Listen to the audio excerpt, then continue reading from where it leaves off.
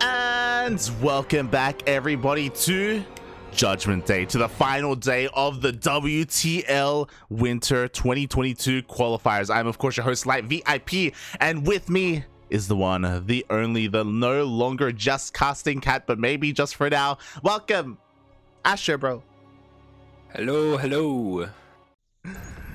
Welcome, mate. It's been 3 long days full of StarCraft, not just WTL, but even other casts, and this is it. This is the final day. Yeah, we are fighting for the opportunity to sleep. Let's go. Aye, stay with me, Poppy, stay with me. As we're diving into our first match of the series, and spawning in the bottom left hand corner of Waterfall, we have the first player representing Team Hist&Toss. It is the Chinese Terran. It is Blueming.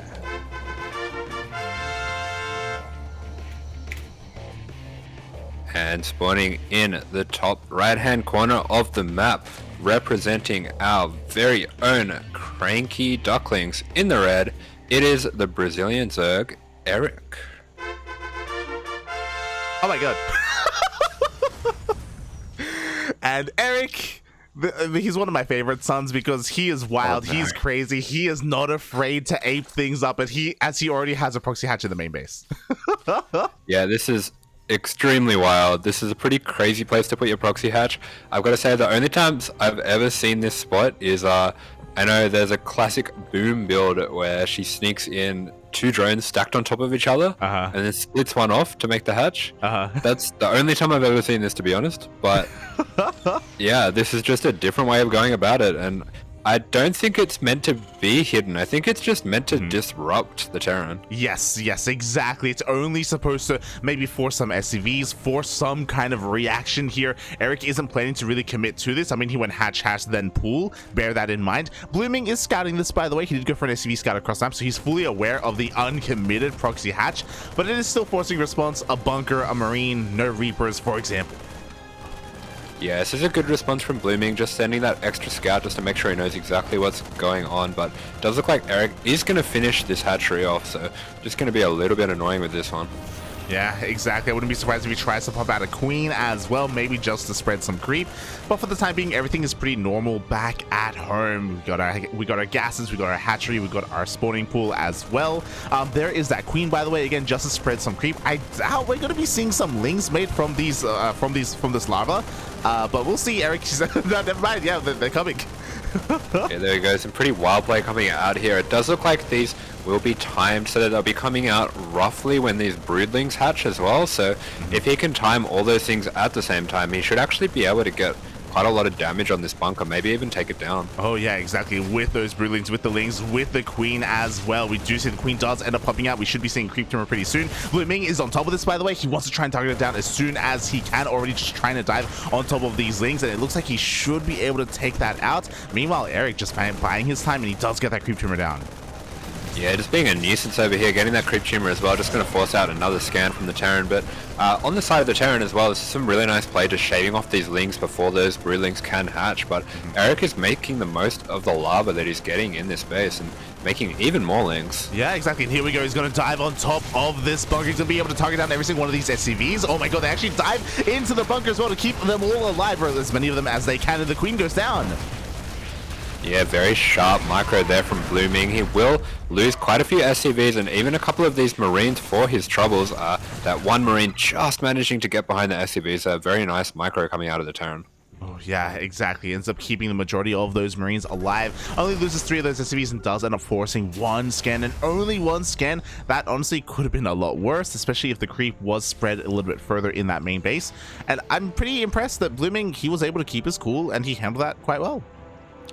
Yeah, that was very well handled, well rehearsed response coming out there, and so now we have a little bit of a strange situation in this game where Erik is actually on 2 bases to the 2 of the Terran counterpart, only just taking his 3rd now.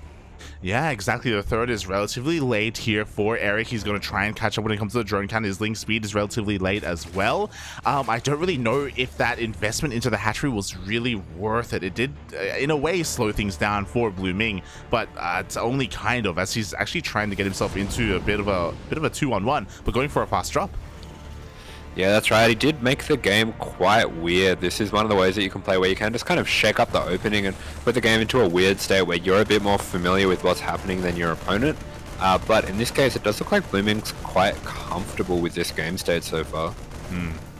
Yeah, exactly. So far, it's pretty comfortable. Even here in the middle of the map, I believe an Overlord. Yes, an Overlord. Sorry, the Scouting Overlord was picked off. I guess a Ling in the middle of the map as well. I believe the drop has been spotted as it does head towards that third base location. Erik already moving out into the middle of the map to try and catch whatever he can. Oh, actually, the drop turning around. Yeah, just being extra cautious with his drop. He'll only pick off anything he can get for free here, but nice little run by Erik. Going to put a bit of damage on this mule and even taking it out.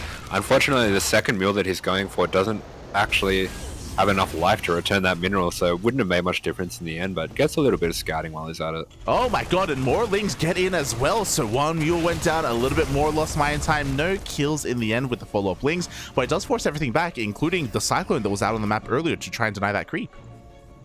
Yeah, and Erik is buying a lot of time for himself, but it does look like he is looking for a little bit more aggression, still pumping out those Lings, and he is getting a +1 attack as well as the lair, so he is starting to look into a bit more of an aggressive Ling Bane setup. Yeah, I'm really curious to see what Erik goes for, by the way, because he has taken all 4 gases, he has prioritized his lair, he hasn't gone for +1 carapace, by the way. Okay, there we go. I was like, is he preserving his gas for a reason? Does he plan to go for a Spire for some mutas? Maybe later on. For the time being, is still on just Ling Bane. Yeah, it looks like things are going to be pretty standard just for the time being, and Blueming putting on a little bit of pressure with these Marines over here. The stim is finished here for him, and he's starting up his +1 as well, so things are traveling along for the Terran, but at the moment, fairly comfortable game for Erik, and he throws down a Hydra Den. Oh, okay. Going into Ling Bane Hydra here. Relatively fast Hydra Den. At that, we aren't even completely saturated here. We don't even have our 4th base yet, so taking up relatively quickly. And there may be an opportunity here for Blueming as he is pushing out across map. Looking at the upgrades, we do already have Stim. Combat Shield on +1 is going to finish up relatively soon here. So maybe looking to try and hit a bit of a timing and moves out with 2 of his tanks. Yeah, a bit of a somewhat all-in position here for the Terran. Does need to get damage here, but he does have the 2 tanks as well, and it's going to be really annoying if he can set up in this little crook to the side here, especially with Erik maybe being a little bit greedy with his tech, going for the Hydra Den and for Ling speed and Hydra speed all at the same time. He is a little short on units to defend this, but he does have the Queens in position, ready to start chipping away at these Marines. Yeah, exactly. But again, these are slow Baneleys. He needs a little bit more time for Baneling speed to finish up. Let's see if he can buy that time, or if he's forced to pull the trigger a little bit early. Right now, the Queen's just buying that time. They are able to transfuse each other, but one Queen goes down.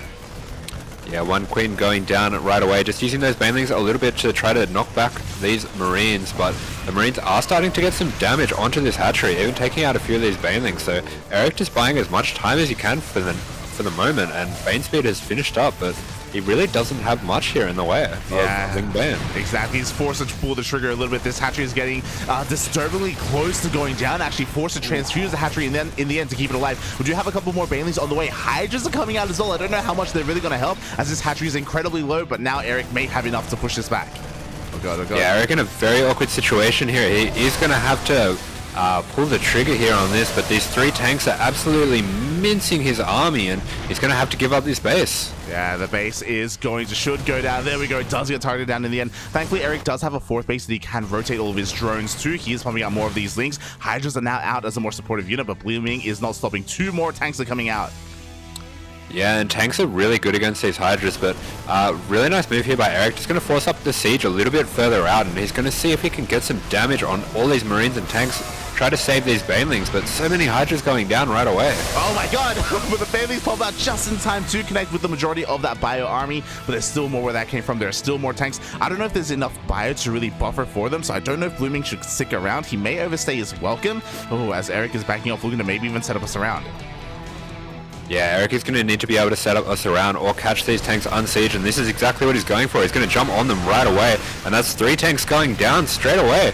These tanks even targeting some of the Lings, not getting the shots they needed on the Hydras, and all 5 go down. Ooh, all 5 tanks do go down, but we have a lot of medevacs, we have a lot of Marines here. Blueming keeps on pushing. We have a couple of Banelings coming from the backline. They do find some connections, but Blueming, his rally is not stopping. He's looking to break another base of Erik.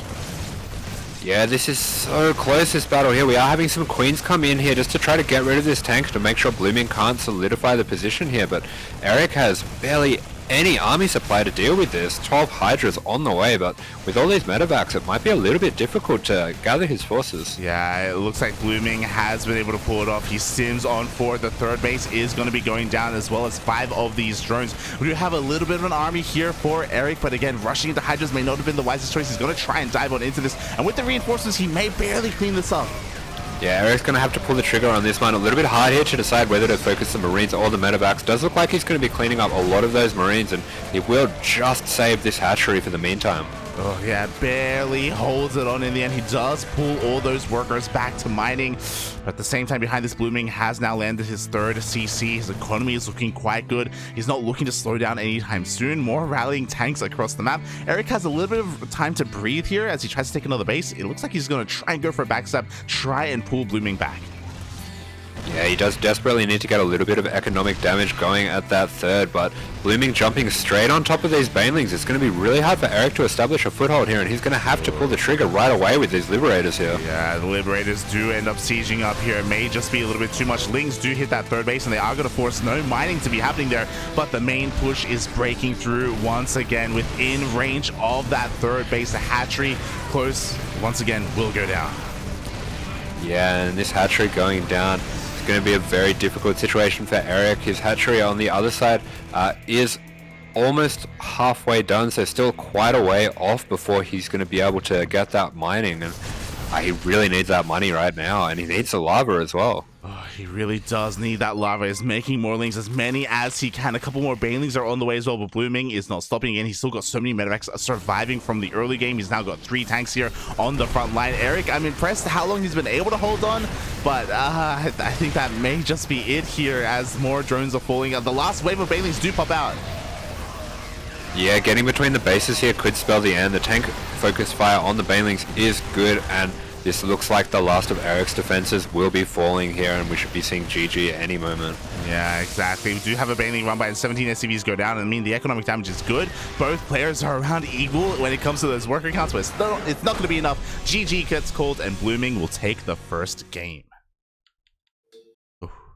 Rough start for the CranKy Ducklings, but very well played by Blueming there. Handled that initial pressure with the proxy hatch so well, and was able to convert it into an all-in and find the win there.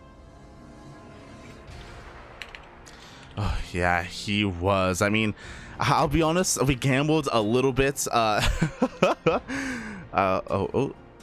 on. It looks like we're just going to be working out which server we will be playing the next one on. So yes, we're getting that 2nd game ready to go. Yeah, exactly. Oh my god, when it came to this game, I think we gambled a little bit wrong. I was hoping, or we were both hoping, that there would be a Protoss player fielded first, but when the players were revealed, it was Terran, and Erik's weakest matchup is ZVT. But he can still fight back. He can still bring it back in the end, I believe. I'm again very impressed with how Blueming was able to handle that proxy hatchery, almost as if he's again been in that situation before. Yeah, it did look like he knew exactly what to do there, and definitely had a good follow-up planned as well. So from Erik as well, I think that Hydra transition was a little bit greedy given the circumstances. Maybe he just didn't have the best read on what was going on there. Yeah, maybe he assumed that a 3rd CC was coming sooner rather than later. Maybe he assumed that the push wasn't going to be as powerful, as tank heavy as it was. Yeah, just a little bit miscalculated. Despite that, like, it was still a relatively close hold. Like, I'm very impressed with what he was able to do in the end, and how much he was able to hold on there. But it was kind of a losing battle. You know, it was something that did slowly snowball over time in favor of Blueming. Yeah, that's right. So we will have the next map coming up. I believe it's Erik's map pick for this one. And he'll be trying to win back that life for the CranKy Ducklings to keep us 1-1 in this match. Oh yeah, exactly. It is a best of 2 as a reminder. Oh, and we are going to be diving into this. Oh, as we do have a lot of casters joining us here.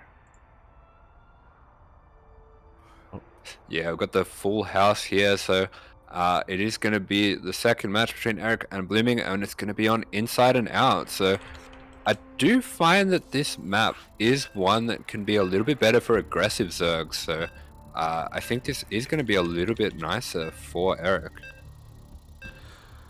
Oh boy, yes, it should be. I would hope so. It is going to be his map pick, so he's going to be a little bit more comfortable on this, but fingers crossed, mate, because we are diving into game number 2. Again, a chance for Erik to fight back and have both players knock each other out.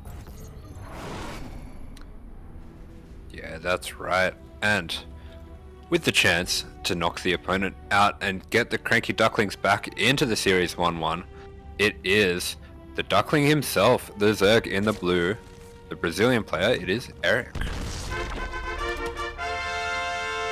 And spawning in the bottom left-hand corner of Inside and Out, we have the Chinese Terran player himself representing Team Hist&Toss. It is Blueming. In the red. Red, yes. Did I say blue? Red Ming. No, his name's Blueming. He's Red Ming today. Oh boy. He is, dude, you know, Erik was a little bit too quick. Yeah, Erik was a little bit too quick. He was able to pick that color of choice, and you know what? Maybe that's the source of Blueming's power. He's taken his power away from him, Poppy. He's cut the hair of Samson. Yeah. Yeah, true. Just nod. Just nod by it. Just like in... It's gonna be over soon. Just nod. Just like in Scarface. Yeah, exactly. Just like in Scarface, where Darth Vader pushes Scar off the mountain. That's why it's called Scarface. Exactly. Yeah. You've seen it. They really shouldn't show that movie to kids. They don't. Oh god. But so far we have a much more standard opener here. Erik going for a hatch gas pool opener. So again, everything much more standard. We don't have any weird proxy hatch shenanigans. I appreciate that Erik did do that in game number 1. It's a really kind of bombastic way to start a series and to really throw your opponent off guard. We saw that didn't really come to fruition, but I like the idea. Yeah, a good little bit of planning there just to try to take the initiative in the series. Unfortunately, it didn't work out for him, but we are seeing something a little bit different from his time.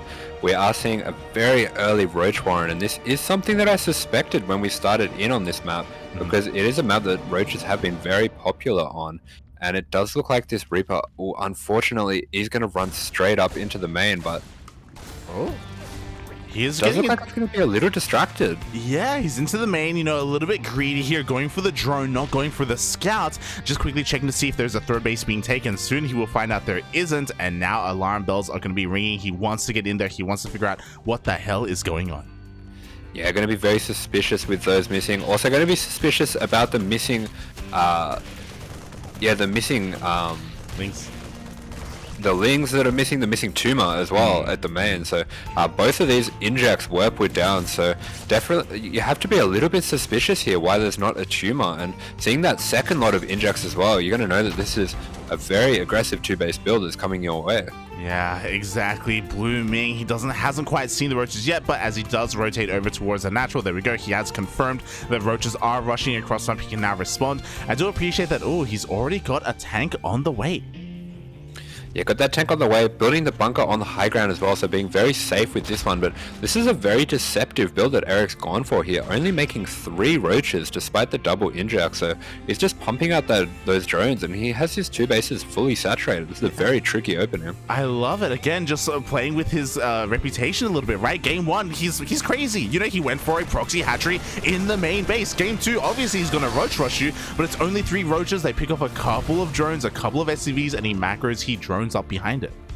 Yeah, he's denying so much mining time, and he's getting his third up behind this as well. And with all the droning that he's doing, he's being very greedy with this, only making two lings initially, and then only making the 3 roaches. So he's had such a small commitment to army here, and such a pronounced response. Yeah, but he has to be a little bit careful because he is being forced back, and Blueming did go straight for a medevac, so immediately he's going to have the opportunity to go across the map and deal some counter damage. And if Erik doesn't have enough at home, like, this could get a little bit out of hand. Yeah, so Blueming just at first is going to use these Marines just to shark around, try to check out some of this vision with the Overlords, and the ball is in Erik's court now in terms of defending. He's going to try to have to work out what the Terran is planning here. Yeah, exactly. Losing a couple of Overlords. There we go. The drop is headed across the map. So far, Erik has droned up to 40 workers going straight into a lair. Once again, we have a Bailing Nest. We have our Evo Chambers throwing down as much tech as he can.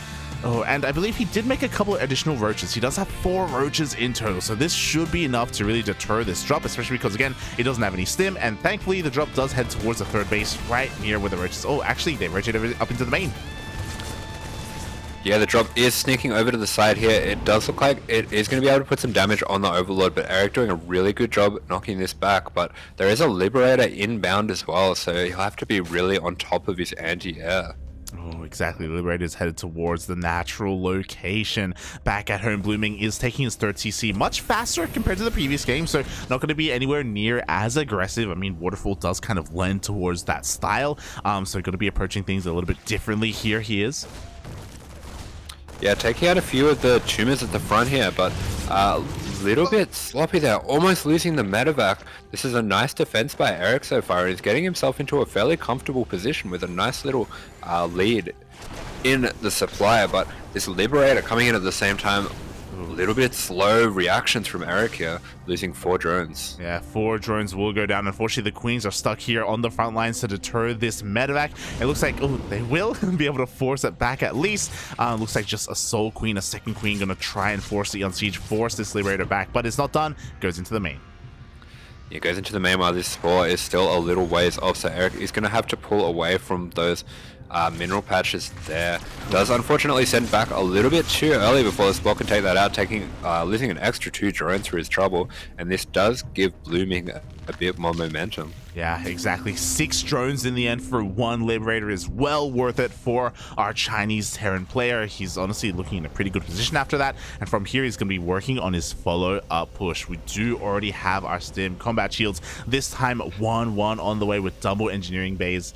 Oh boy. Hopefully this time Erik will have a little bit more to defend.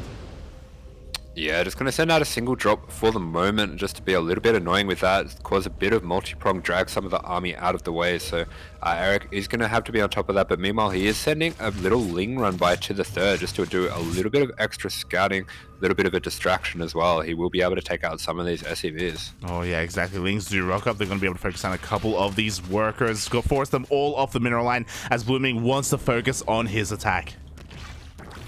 Yeah, Blueming just pulling those away. He has taken a fair bit of damage on this medevac, but it is going to get in, and meanwhile we have another attack on the 4th of Erik at the same time. Yeah, exactly. Erik is responding. He does have 4 Ravagers, so he can bar that tank immediately. Here we go. The Ling Bane does roll on forward. The Banelings actually connect with the tank. Ay, ay, ay. Yeah, a little bit mishandled there. He did have a good army for the situation, but loses all of those Banelings in one volley, and he will be losing the 4th as a result.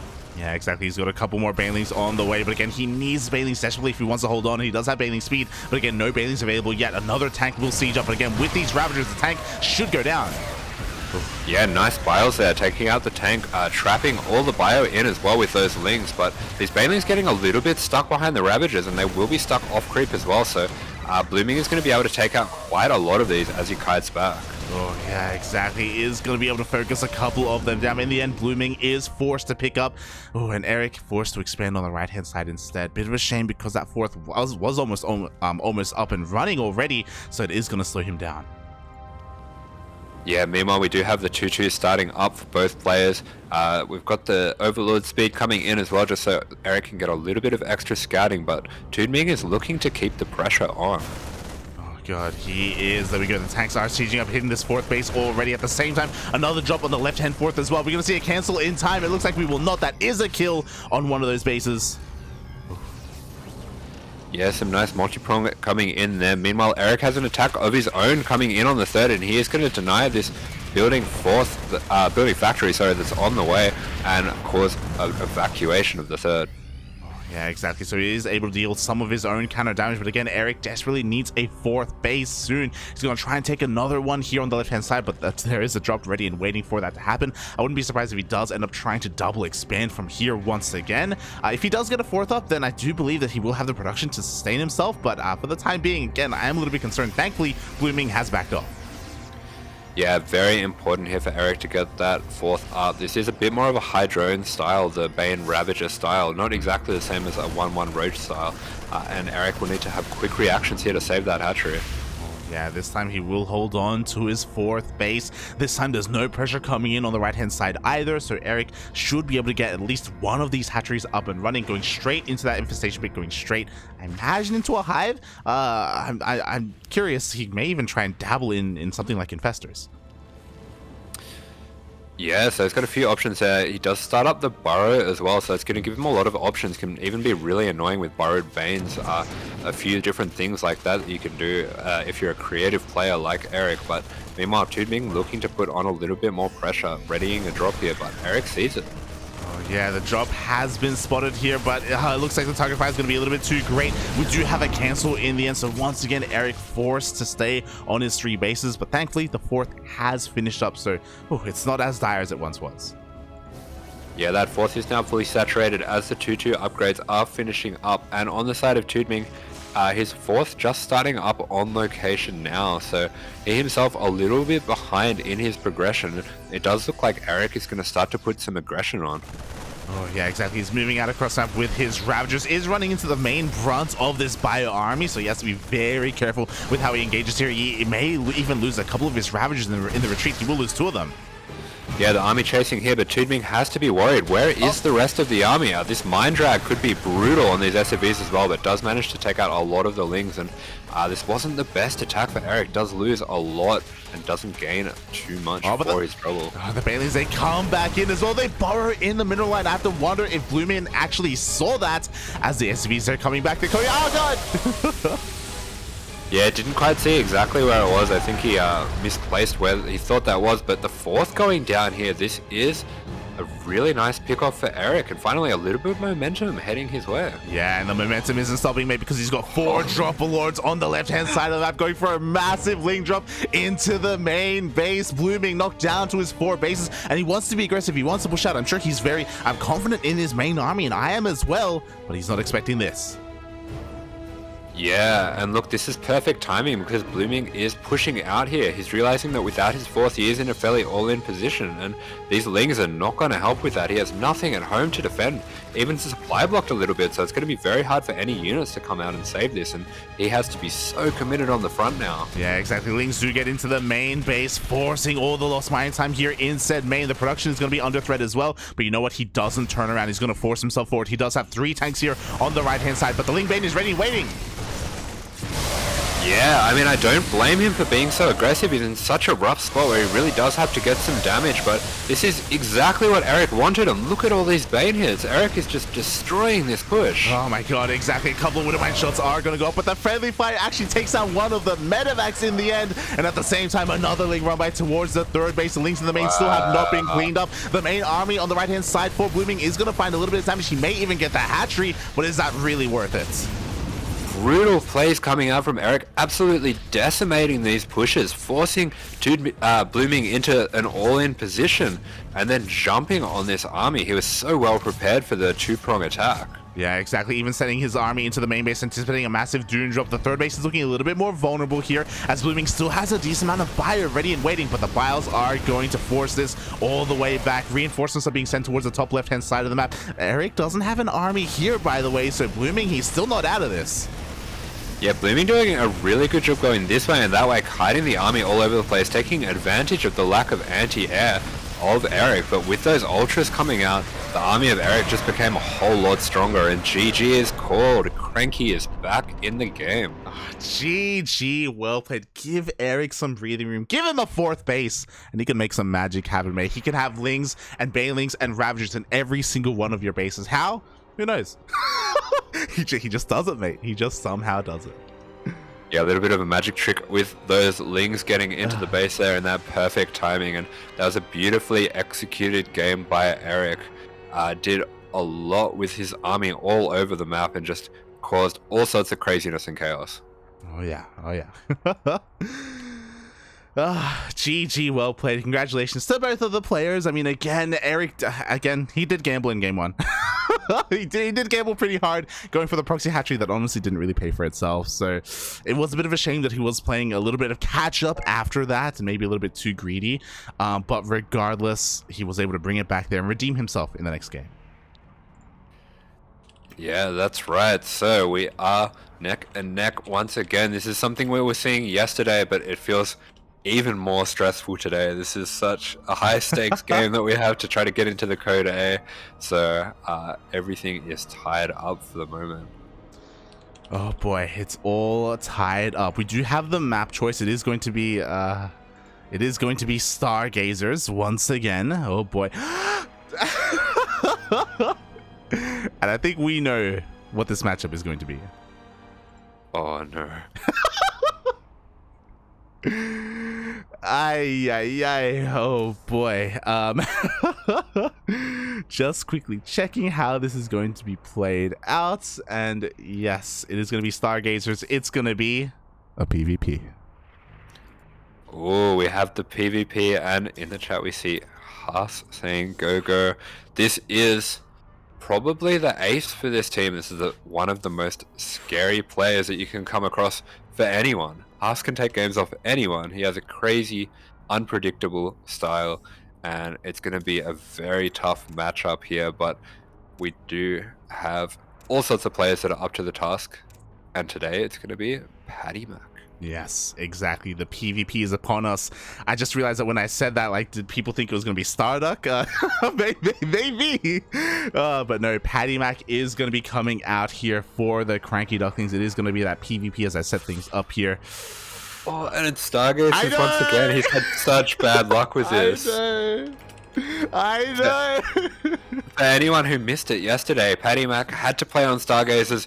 The way that the format works, each of the first games in these best of twos that the players play, the map is preset, and he said yesterday when he got Stargazers that this is his veto. He doesn't really play on it that much. Oh god, exactly. That's why I didn't really want this, but our plan did dictate that we had to send him out here. And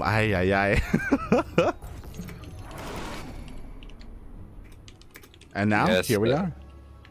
Yeah, that's right. And here we are in the top right-hand corner. It is the Taiwanese Protoss in the blue playing for Hist&Toss. It is Haas. And spawning in the top left-hand corner of Stargazers, we have the American Protoss player himself representing the CranKy Ducklings. He is red. He is PattyMac.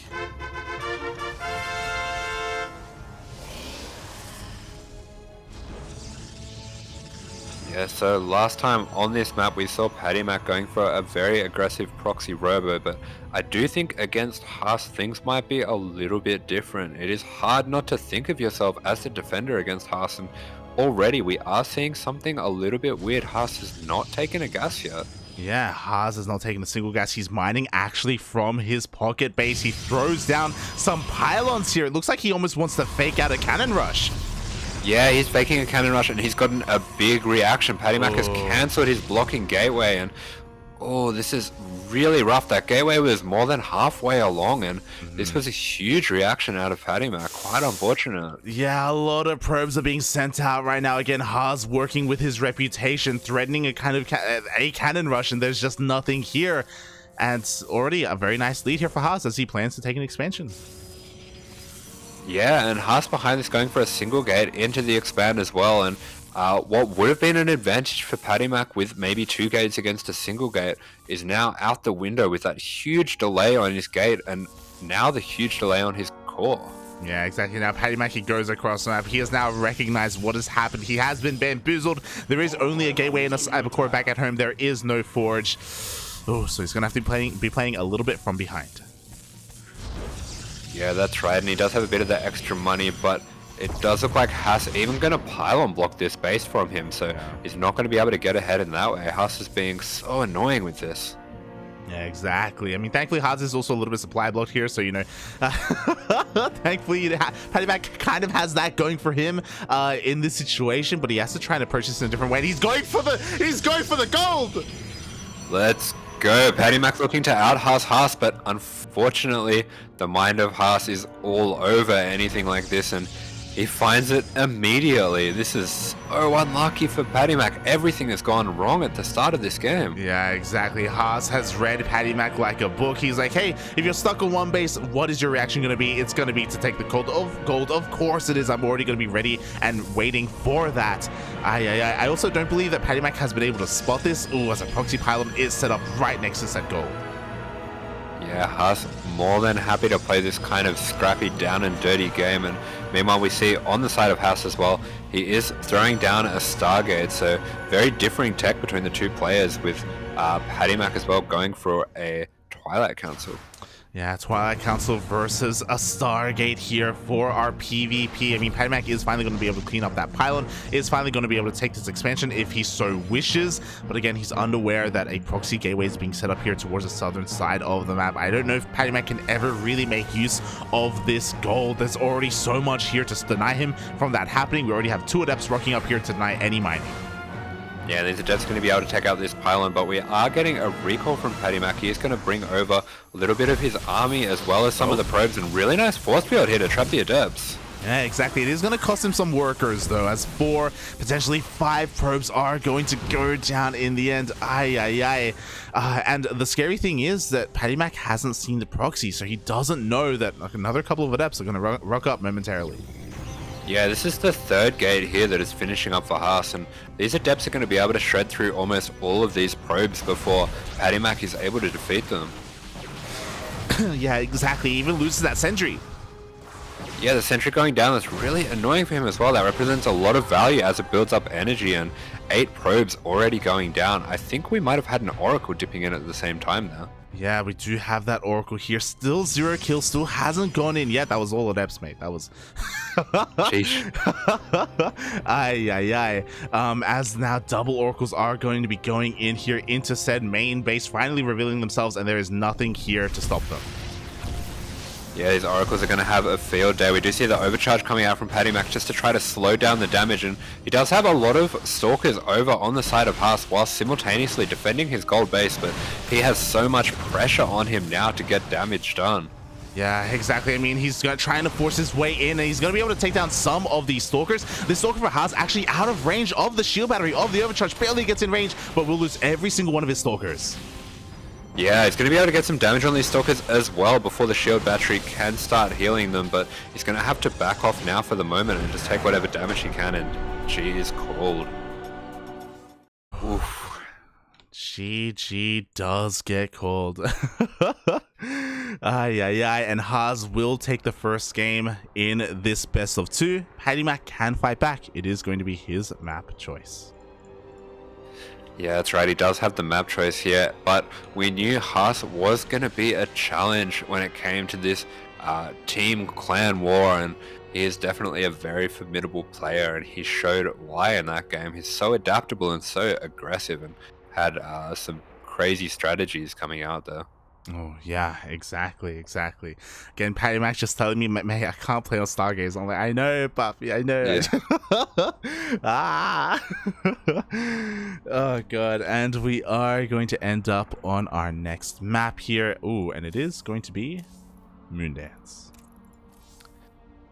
Yeah, so once again, I think this is the same map that PattyMac chose last time as well, going for Moondance, and he was able to pick up the win there, so hopefully he's going to be able to show us what he can do on a map he's a little bit more comfortable on. Yeah, I hope so as well. As again, Haas is no kind of walk in the park. He is one of the more experienced players here in the entire WTL Team League.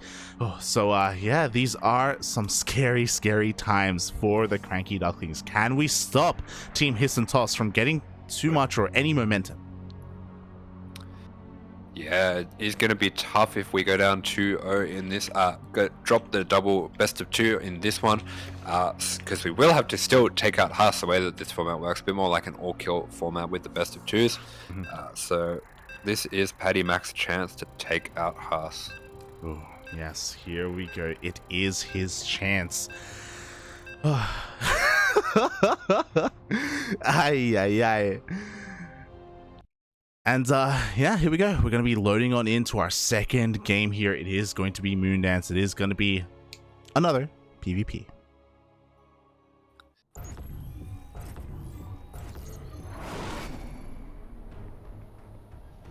And here we are on Moondance, spawning in the bottom right hand corner of the map. It is the Taiwanese Protoss with a 1-0 lead in this best of 2. He's spawning here in the red and playing for Hist&Toss. It is Haas. And spawning in the top left hand corner of Moondance, we have the American Protoss player himself. He is blue, representing the CranKy Ducklings. It is PattyMac. So this time from Haas, something a little different. He hasn't sent the probe straight across the map, so it won't be a fake cannon rush, it won't be a real cannon rush either, which is something I was a little worried about. We are going to see what he can do in a little bit more of a standard macro setup. Oh, exactly. And again, last game, he didn't really do anything special other than psych out his opponent, right? Outside of that, he was able to kind of maneuver around the bounds of what he was comfortable with, punishing any kind of greed or any kind of play that PattyMac was going for. So I do want to favor PattyMac a little bit more in this scenario, but we'll see how things play out here, as PattyMac, a little bit paranoid, does scout and check his own pocket base. Yeah, PattyMac double checking that back base here, but apart from that, the open is so far mirrored from both players. We're seeing a 2-gate opening from both of them.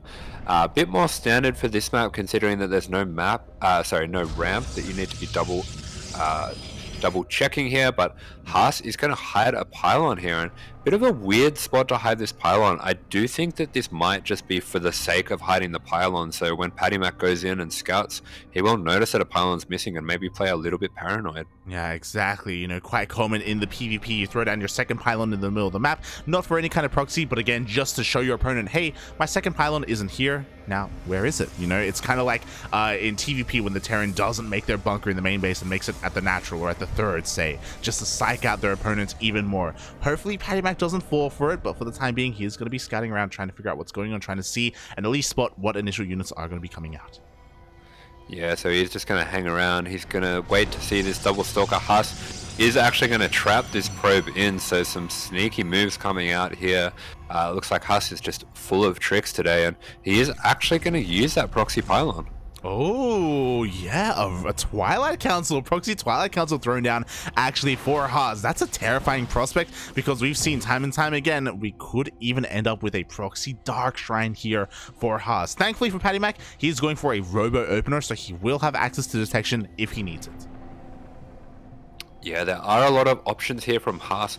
Haas does pull out some very unusual builds. He has been known in PvT at least to be going for glaives, so there are a lot of options he has here with that Twilight Council, but it does look like he'll be sending out a probe once again. This very well could be for a Dark Shrine.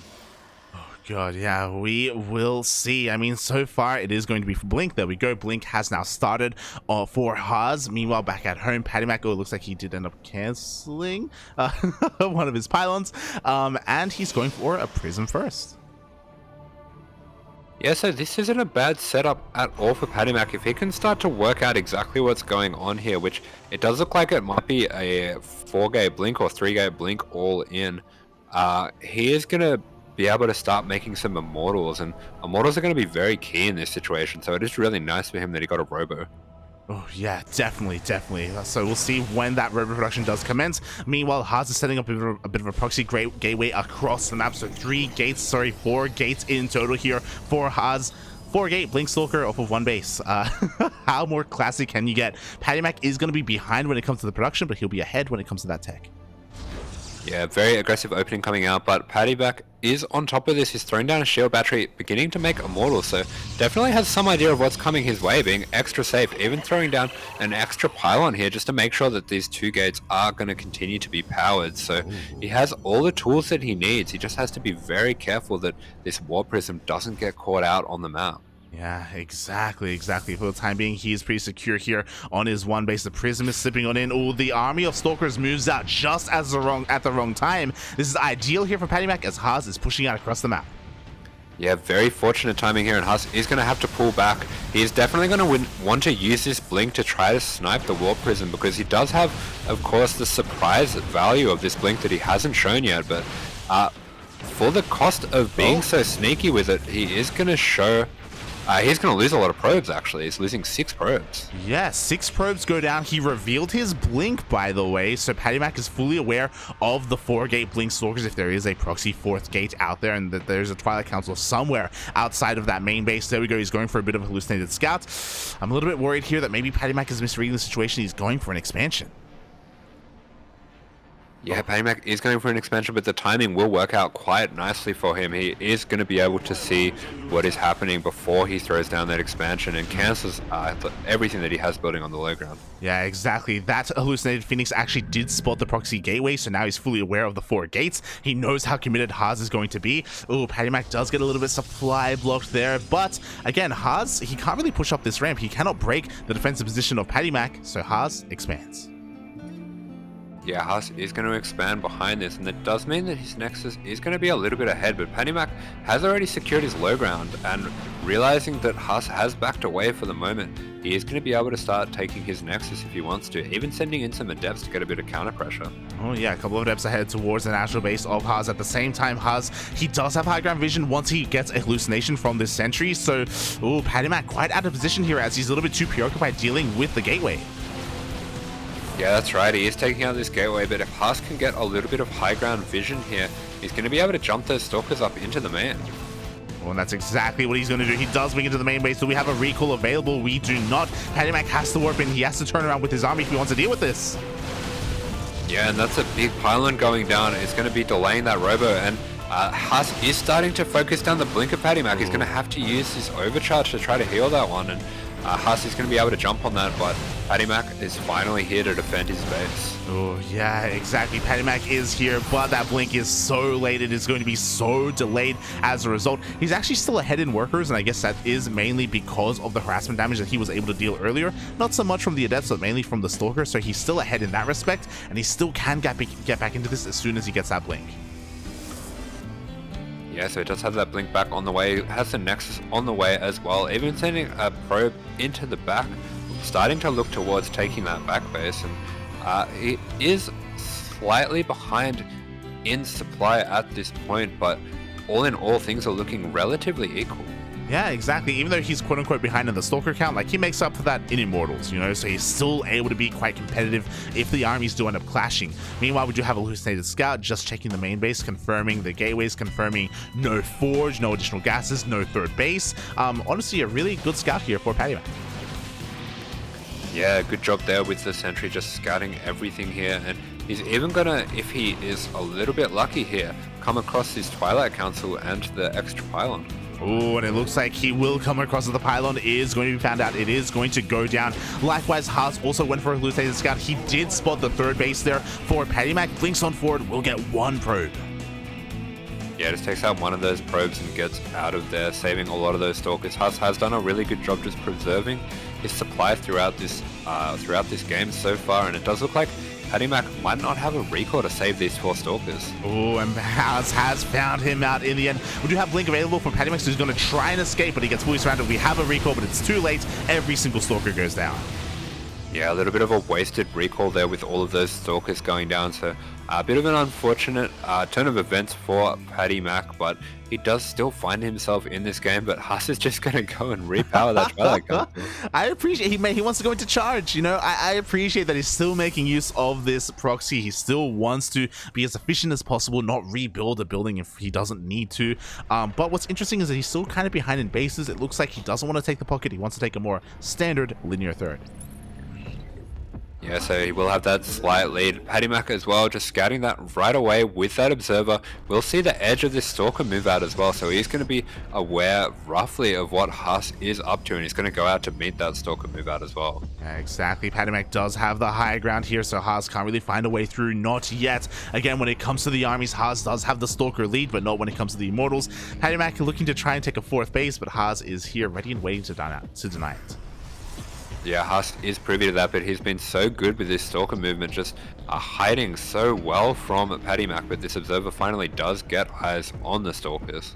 Yeah, exactly. PattyMac just sharking around trying to catch the army before it manages to get up one of these ramps. We do see another hallucination does get sniped, but we do see Haas blink forward. Yeah, nice little bait with the blink there, but PattyMac actually going to take the best of these trades, even throwing down some sentries to be able to take out a few more of these stalkers, and he's putting so much hurt on these. Oh, yeah, exactly. Able to take down quite a number of those stalkers in the end. Meanwhile, back at home, do have that charge on the way for both players, +1 as well, charge. So both players just working on a very heavy gateway composition, but PattyMac is the first to diverge, going for that Dark Shrine. Yeah, and we do always have this moment in PvPs where there always is that surprise factor of being the first to throw down your DT shrine, but Haas finding really good timing to jump in the main here might actually scout this right away. Oh, exactly. The stalkers, they get into the main base. PattyMac is forced to respond at the same time. Chargels maybe getting ready to go in towards the natural, the lower ground as well. Does depower the Twilight Council for the 2nd time. Yeah, it's being so annoying depowering this Twilight Council. This is going to delay charge by quite a bit. PattyMac finally throwing down a 2nd pylon to deal with this, but Haas taking so much map presence at the moment, even getting that scout on the Dark Shrine. Yeah, exactly. And I'm really concerned here because Immortals don't do too well against mass charge lots made. Like, this is the army that you want to have. What Haas has, he's going in. He has a couple of Archons as well behind this. This is honestly pretty terrifying. Force fields are going to be so important to try and slow down these charge lots. Yeah, his Dark Shrine is really far away for PattyMac. He does need those DTs to be able to make Archons and deal with these charge lots, but Haas is giving him no time at all, and he has so much surface area on this army. He's just churning through these stalkers. Yeah, exactly. We do have an overcharge, but the overcharge pylon is going to go down. Prism does get sniped, but Haas just has so much more army breaking through this 4th base. PattyMac, to be fair, doesn't have to hold on to it. He does blink back. He does get behind that wall, and we do have a couple of DTs coming in. Yeah, and these DTs, they are just going to bypass the army and head straight across the map. Haas wanting a little bit more than just the base, but he's going to have to settle for that and the 12 probes. But it does look like PattyMac actually has been able to muster a defense now, and he's going to be able to push back Haas for the meantime. Yeah, exactly. Haas, sure, he got a lot of economic damage done, but he didn't have enough to break the army of PattyMac. Honestly, it was pretty crucial that PattyMac did get a snipe on that Prism. At the same time, DTs are across the map, but there are cannons waiting for them. At least for one.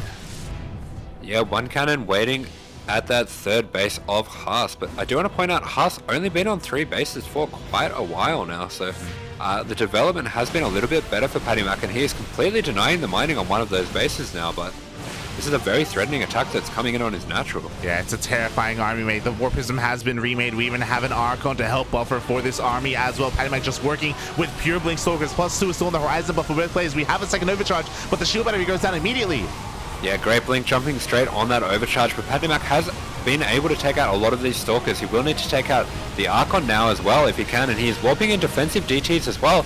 It doesn't look like Haas has any detection to save himself from these DTs, and that's going to be able to sway the fight for PattyMac. Yeah, exactly. We finally have one observer here for Haas, but now both players have to be a little bit careful. In the end, PattyMac will lose his own observer, so he doesn't have the option to snipe the observer of Haas. Yeah, that was a nice snipe there on the observer, but PattyMac is going to be able to finally push this back, and if he can get the War Prism as well, that's going to take a lot of the steam out of Haas's push. Oh, meanwhile, at the same time, we have another DT here, or I think the same DT actually here at the natural base. Finally, Haas can go back to mining, but as you accurately pointed out, Haas has essentially been on 2-base economy for the past couple of minutes. Yeah, that's right, and that has put him pretty far back, just having Stalkers and the War Prism now to push ahead, and PattyMac has plenty of Stalkers of his own, even going into some of these charge lots now, and this is a beautiful move with this DT. He's going to be able to take out this pylon, just a little bit of an extra annoyance. Oh, exactly, but you know what? Haas is actually outmaneuvering PattyMac a little bit here as Haas is pushing in towards this 4th base. PattyMac is actually looking to try and dive on top of the Prism, but the Prism barely does on siege in time, does get to the safety of the Stalkers. Yeah, the Prism getting to the safety of the Stalkers, and there is a lot of Stalkers here from Haas. They are starting to overwhelm the Stalkers of PattyMac, and PattyMac is going to need to have a few more defensive weapons if he's going to want to hold on to this. Yeah, we need more weapons desperately. We do have another overcharge here for PattyMac, and with the help of this overcharge, it looks like PattyMac's going to be able to hold on a little bit longer despite having the army disadvantage. Meanwhile, DT rocks up again, and there still isn't a cannon at the natural. Yeah, no cannon there still, but there is an observer here, so these Stalkers are going to be able to take out the DT. Meanwhile, the fighting continues on the front here. That force is finally going to be taken out, and Haas does find the damage that he needed. Yeah, he has finally found that damage in the end. Haas still trying to break on forward. He still has that army advantage. The defender's advantage, though, in favor of PattyMac, is able to warp in right in the face of his opponent. Chargel's finally being cleaned up, and finally some Chargels coming in for PattyMac. Yeah, really nice fight here. He might be able to blink and take out that War Prism as well. It's exactly what he's going to do, but there are so many Stalkers here. The Charge Shot's finally coming in to support PattyMac, and he wins his fight quite convincingly. Oh, exactly how the turns have tabled again. That poker base coming in clutch for PattyMac, being able to mine from it this entire time. Finally getting his own charges again. His own upgrades have been so delayed this entire game by Haas. Finally, he has the momentum. He's pushing out across the map, and what does Haas have to defend? Yeah, Haas with just a few Stalkers and the Zealots to defend. He did have that mining denied for such a long time at his natural, but he does have enough observers to be able to deal with any cheeky DT play, and PattyMac just going to be sharking around, taking a bit of map control for the first time in this game. Yeah, exactly. He doesn't know how large Haas's army is. I honestly think there was an opportunity there for him to just dive on in and break the natural, but again, he doesn't see what we see, so he doesn't know. He's playing it a little bit cautious. He was checking to see if a fourth base was taken, confirming that Haas only has the linear third. He hasn't rechecked the pocket, so for all he knows, the economies are even, or even Haas is ahead. Yeah, he has to be a little suspicious that Haas is on 4 bases now, especially with all this army that he's producing. So PattyMac might be under a little stress and feeling a little bit more all in than he actually is in this situation. Oh yeah, exactly.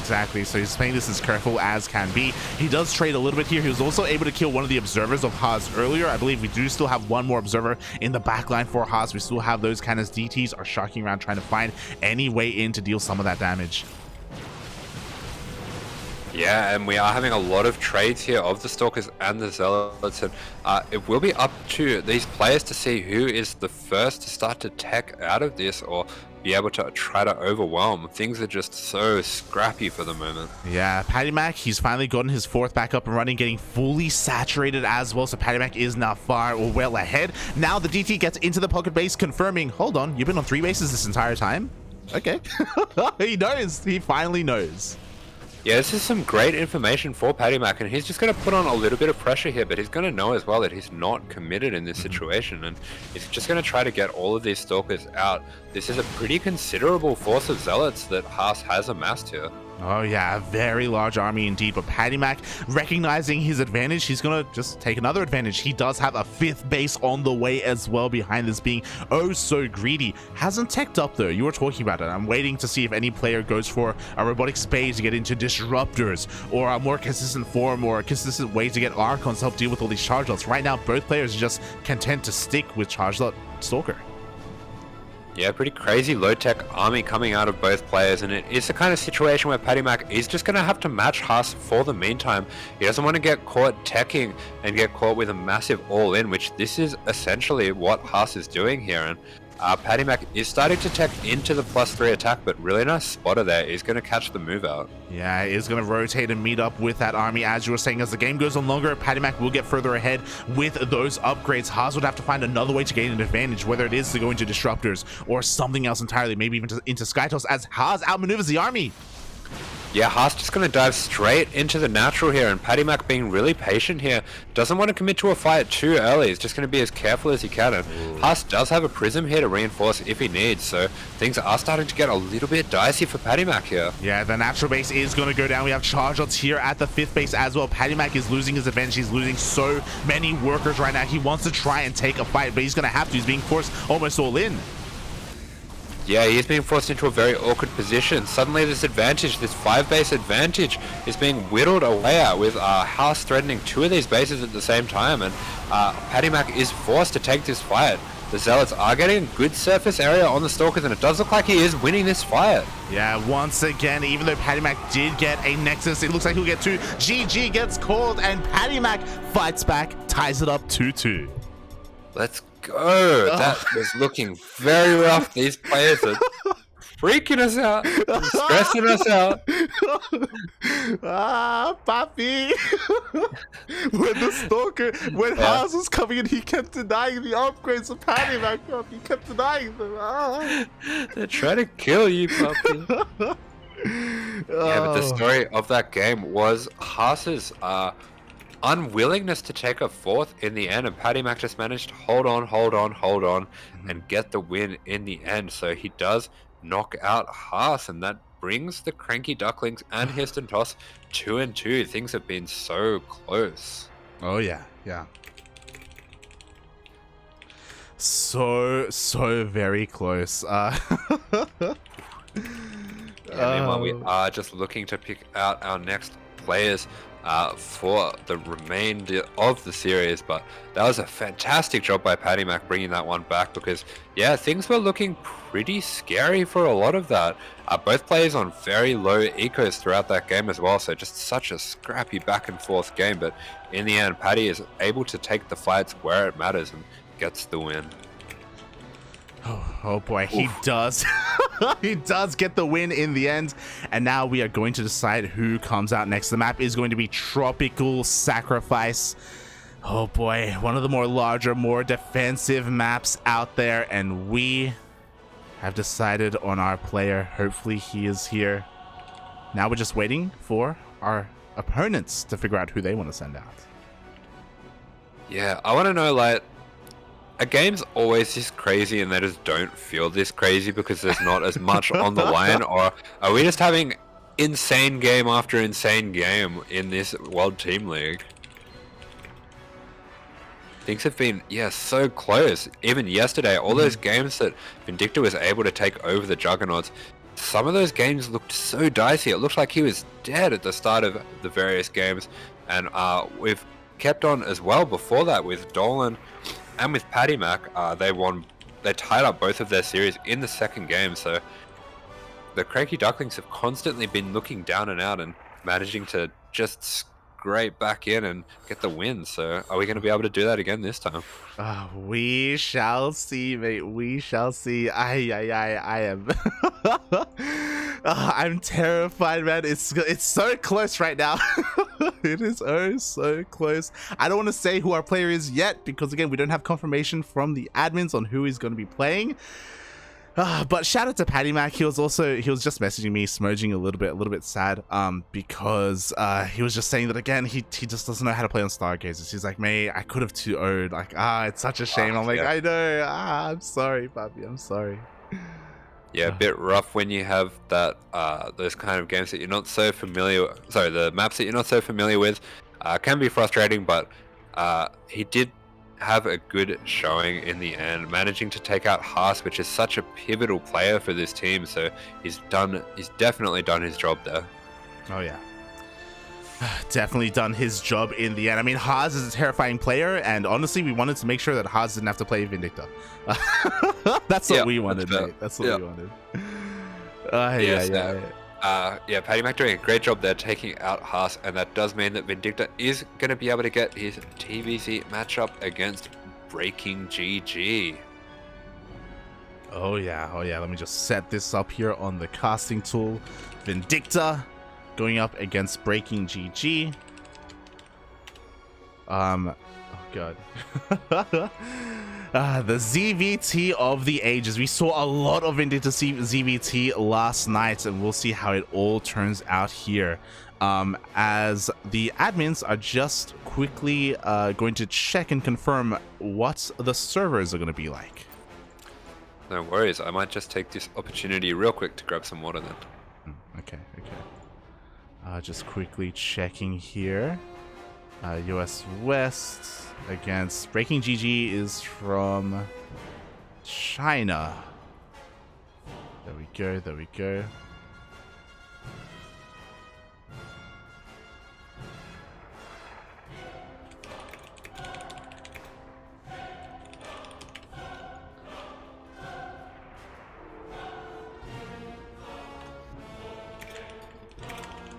Alright, so we are just sorting out these servers here. Puppy, did I tell you? I got my Macca's. It happened. Oh.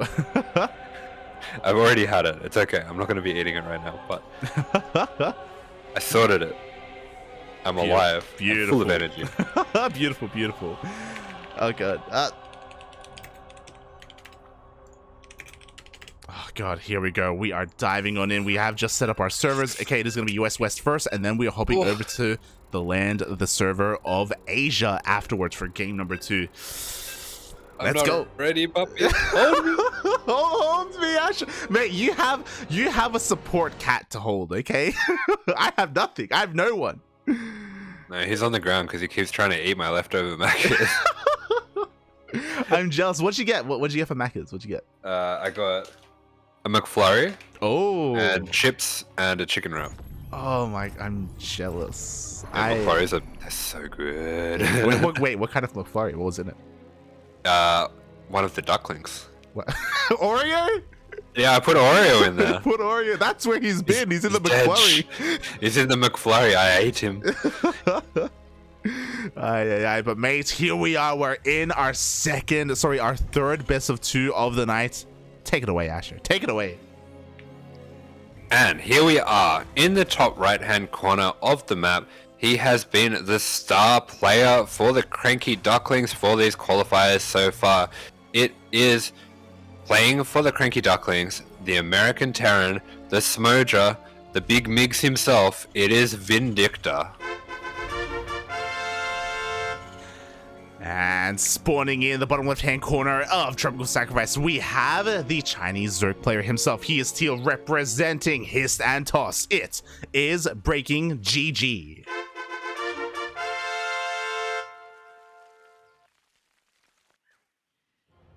Thankfully, going for a hatch first. I was really scared. Now, I do have a little bit of a prediction for this game because I think, considering the map, considering the players, this is going to be a classic Miguelito Turtle Fest. Oh, I think he's going to be pitching the tent. I think it's going to look a little bit like this game that we had yesterday against... who was it for the Juggernaut? Mio? Wasn't Mio Micah. Gogo Joey? Yeah, against Gogo Joey, we had this same map, and Vindicta had to just defend against the 90 drone Lingbane Ultra of the Juggernauts, and he was able to defend, able to pull out that win in the end, but it was such a long, stressful, difficult game. It was an intense game, an intense night. What I will say is, a little bit of backstory, and I'm okay with sharing this, is that Vindicta specifically has been preparing himself for BreakingGG. Likewise, the reverse is true. BreakingGG has also been preparing for Vindicta for this match. I think they both knew that they were going to face each other at some point. So there could be some mind games here as both players have prepared for each other. I'm really curious to see how this best of 2 will play out, bearing in mind that they do have 2 games to play. Yeah, I don't know if it was you that I heard it from, but apparently BreakingGG actually subscribed to Vindicta so that he could get access to the VODs. Yeah. Oh my god, taking this serious. I appreciate that. He's taking it seriously. He wants to take down Miguelito. We've gotten to the point where our players are getting sniped. Like, that feels good. Feels good in a way. Yeah, the word has gotten out. Migs is the star player, at least for the moment. Not to take anything away from the other players who have done such a fantastic job, but Vindicta just in the past few games has really been able to clutch it out for the Ducklings, and it does look like he's going to be able to put a huge delay on this third once again, quite similar to how he did against Gogo Joey. Yeah, exactly. Thankfully for BreakingGG, the Lings were here in time to focus down that SCV, so it's not going to be delayed too much, but a delay nonetheless. So a great start here for Vindicta back at home. He is going for a 1-1-1 opener, is going for the Tech Lab, looking as if he wants to go for a bit of an add-on switch. Yeah, this is looking like it's going to be a 3cc Banshee. This is a very safe opening, so if he does suspect that BreakingGG is going to be going for some kind of Roach player, as if that's something that he normally does, this is going to be the best opening for him, and right on cue, there it is. The Roach Warren is started up for BreakingGG. Oh, accurately reading how BreakingGG would play this out. So the Roach Warren is on the way. This hasn't been scouted, but again, a Banshee is exactly what you want for this kind of situation. Vindicta just poking and prodding, just confirming, okay, the third hatch is still there. Actually doesn't go for the add-on switch. Yeah, it's not a Banshee after all, and this is a little bit of a worrying situation because BreakingGG has been able to deny any scouting of these roaches so far. It does look like he is going to be going for a very heavy Ling roach style, and it does look like it's going to be a Hellbat stim build coming out from Vindicta. So yeah, this is actually a build that I'm quite familiar with, as he did a guide on this recently for his Ko-fi page, for his kind of like a Patreon, just for the build orders for coaching, stuff like that. He's finally going to see these roaches, but yeah, this is definitely a Hellbat build, so things are going to be a little bit dicey. He is going to use his Hellions to kite these roaches a little across the map, and I think he will have enough to defend, but this isn't exactly what you want here. Yeah, it's not going to be a clean hold. Damage will be done. The roaches are coming across the map. Vindicta's going to try and slow this down here on the high ground as best he can, even throwing down a couple of KDA charges as well, just to knock some of these roaches about. 2 bunkers are on the way. They're not done yet, and the roaches do rock up. Yeah, I will say this is quite a good map for defending this because of all the high ground, and look at all these shots that he's able to line up on these roaches, getting so much damage off, and that does buy him enough time to get both of these bunkers up. So he is going to be able to turn back BreakingGG here, and BreakingGG has gone for a very committed push here. Oh god, that he has. Like, his drone count is looking insanely low. He is looking to drone up from here. We do have double evo chambers. We do have a lair as well. So it looks like BreakingGG has recognized he cannot break the natural of Vindicta, and he will back off. Yeah, he will back off, but meanwhile for Vindicta, he's using that Viking just to clear up a little bit of the map vision. He's throwing down his extra axes, his extra CC, so he will be progressing along in this game. He does get that Overlord, and he will be hunting for more. Oh, yes, exactly. One Overlord does go down. We have a second Overlord hidden here outside the main base of Vindicta, waiting for his opportune moment to dive into said mineral line. At the same time, do have a bit of a Hellion drop coming into the main. Yeah, very nice moves here from Vindicta. A very unexpected move going for the Hellion drop, and he is going to take out quite a few of these drones, get 7 of them. Isn't quite able to line up that last shot, but that's a very good usage of those Hellions that really weren't going to be able to do too much further down into the game, as BreakingGG is going for a heavy roach style. There we go. 1+1 ranges on the way, as well as +1 carapace. So BreakingGG is committed to that roach style. As you were saying, Hellions do almost nothing to roaches, so it's great for Vindicta to actually find some damage and find some value for them to gather. It does end up saving that medevac in the end. So a great usage of those Hellions in the end. Yeah, and a really good job diving that third Hellion in at the third base. Gets to see the drone count and realizes that BreakingGG has droned up, so he's able to cancel those bunkers and start taking this low ground safely. Oh, exactly. The third base is now being saturated. We have a tank on the high ground. The Marines are moving out as well. 1-1 on the way. And now we've survived the early game, which is when we were the most worried. Especially because we didn't have a Banshee or anything like that. We have survived. We are now getting into the mid game.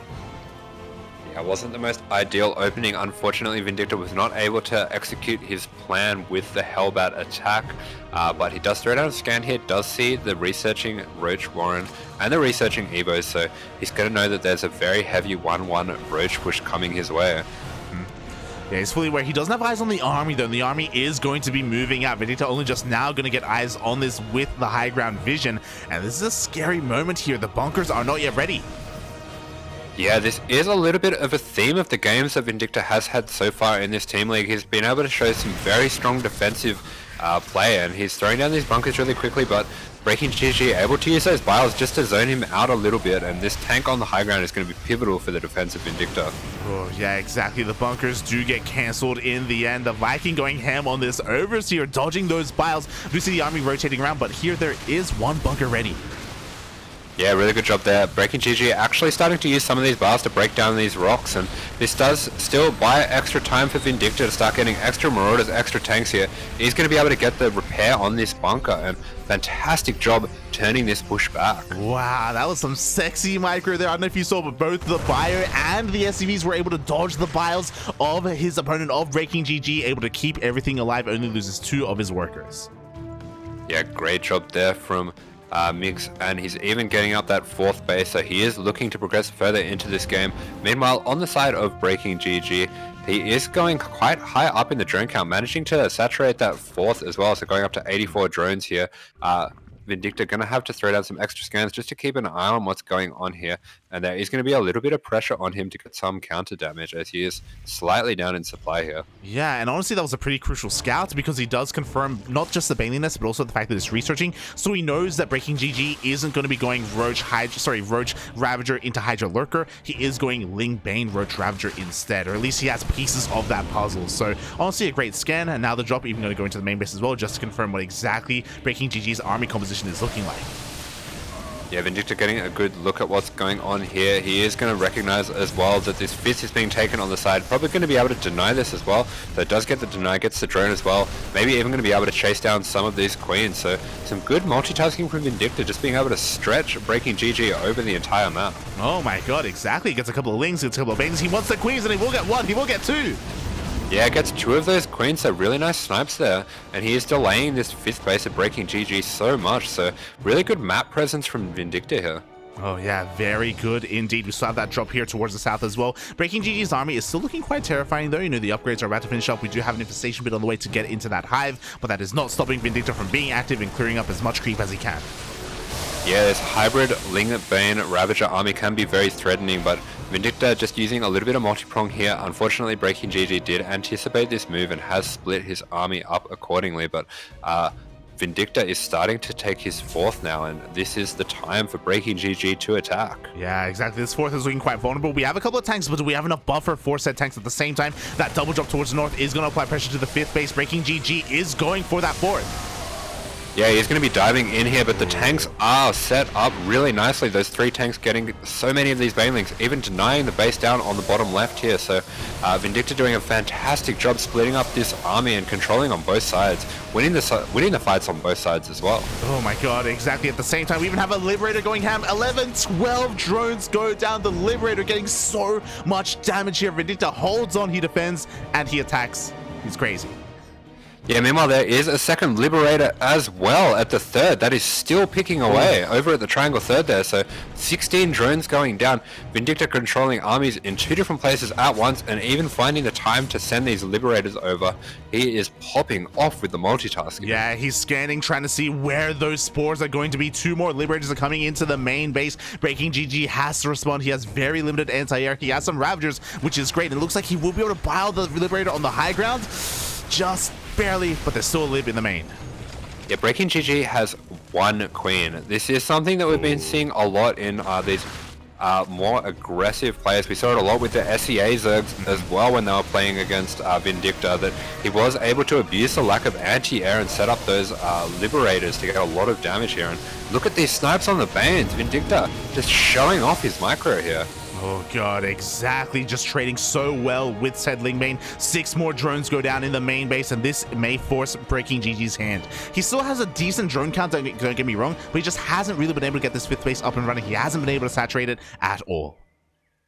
Yeah, and meanwhile, Vindicta starting to get some of those extra bases up. If he can secure a 5th, that would be really nice for him, but he is going to go for quite a dedicated push down on this 5th, realizing how long it's taken BreakingGG to get this base up and how important this base is to him. He's going to be able to take a very dedicated push here, and BreakingGG going to have to bring all his forces here to bear. Oh, yeah, exactly, but he just doesn't have enough. The main army's a little bit out of position. Oh, he's actually going to maybe even try and surround this army, but how long is that going to take? How much damage is going to be dealt before that happens? There's very little crease spread here, and Vindicta does have the high ground, but BreakingGG is coming in. Yeah, here comes the surround. Vindicta trying to focus down as many of these banelings as he can before he has to pick up, and the pickups are smooth, so he will be losing the tanks, but not much else at this point. But this army starting to get quite threatening for BreakingGG. He's a little bit lower on the drones now, hasn't quite replaced those drones, and is looking to get into a higher army count. Yeah, meanwhile, it looks like this small Marine army is going to force the army back for BreakingGG. He does not get a kill on that spine. Was quite close, but you know what, Vindicta, he is back with a vengeance. A byproduct of the low queen count, by the way, is the fact that there's very little creep spread here at the 5th base. There are no active creep trimmers whatsoever, and the Marines, they just push on forward. Yeah, brilliant snipes on those banelings, and he's just going to be able to overrun this army. And seeing as the army was split 2 and 2, overrunning this army does mean that he is going to have a better chance to fight the second army as it comes to reinforce. And even being annoying with this Liberator, again taking out 5 more drones. Yeah, exactly. 5 drones go down. The Liberator survives, question mark.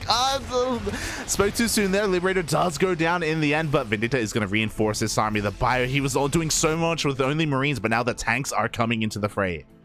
Yeah, he is looking to reinforce his army with the tanks. Meanwhile, behind this, he's doing such a fantastic job transitioning further into the game, throwing down his extra factories, getting Blue Flame, even getting the medevac upgrades and getting his 3-3. But yeah, a little bit of that Blinding Cloud does mess up the AI a little bit on these Marines, does force them to jump forward, but good micro from Vindicta to pull them back.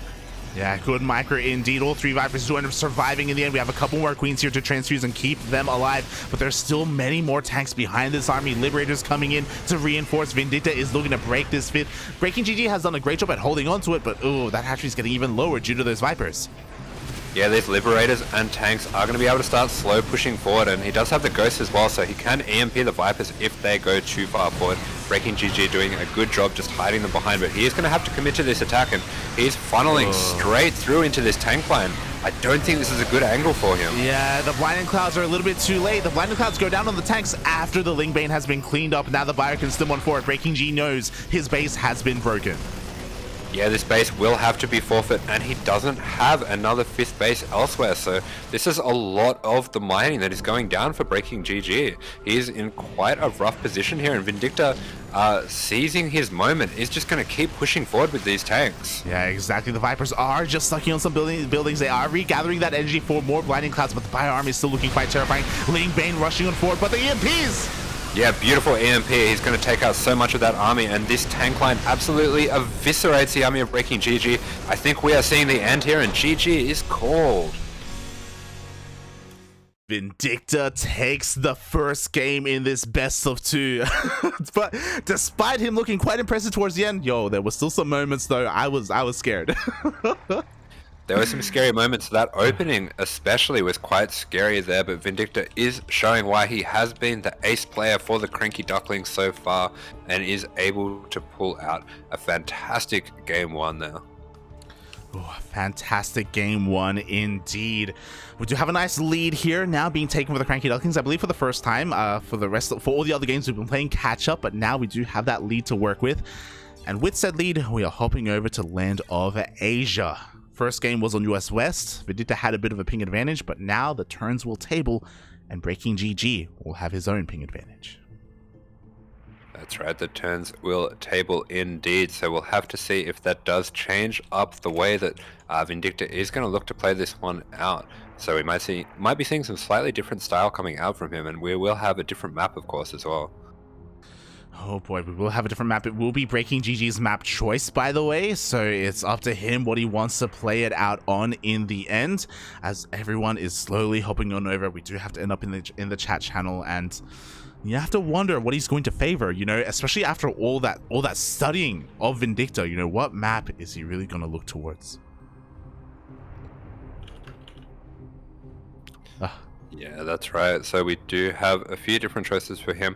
I wonder if he will be looking for a bit more of a larger map, seeing as he has been facing some very aggressive play, so he might want a little bit more room to work with those roach builds. Yeah, exactly. There are maps like Inside and Out, which can actually make quite great use of that sort of thing, or maybe some of the others, as it looks like we do have a map, and it is going to be Data Under the Sea. Data Under the Sea it is, and this is a map that we have seen a lot in TVZs going to very late game situations. It's quite hard for the turn to be able to get too much done throughout the mid game, but we will have to see how these players want to play it out. I know that BreakingGG showed a much more aggressive style in that game, but he also showed he is a fast and adaptable player, so I'm sure he has some other styles up his sleeve. Oh boy, I'm sure he does as well. But yeah, I'm a little bit surprised that he did go for Data C. It is relatively short, as in I have seen roach pushes on this map as well, but I have to wonder how much success he's going to find here. Yeah, curious. Yeah, 100%. And meanwhile, just as we start to get in this game, we do have a couple subscriptions in the chat. We do have Noda Casa subscribing at T1 for 16 months. Thank you very much. Yeah, thank you so much, Nodokasa, for the sub. I apologize, we have been getting a couple of notifications. We've just been very engrossed in our own games and in the cast, so I do apologize so much. But I also want to give a massive shout out to Babyling. She gave us a raid earlier today as well, I believe during our second series. So thank you so much for all of the support. We appreciate it. Thank you.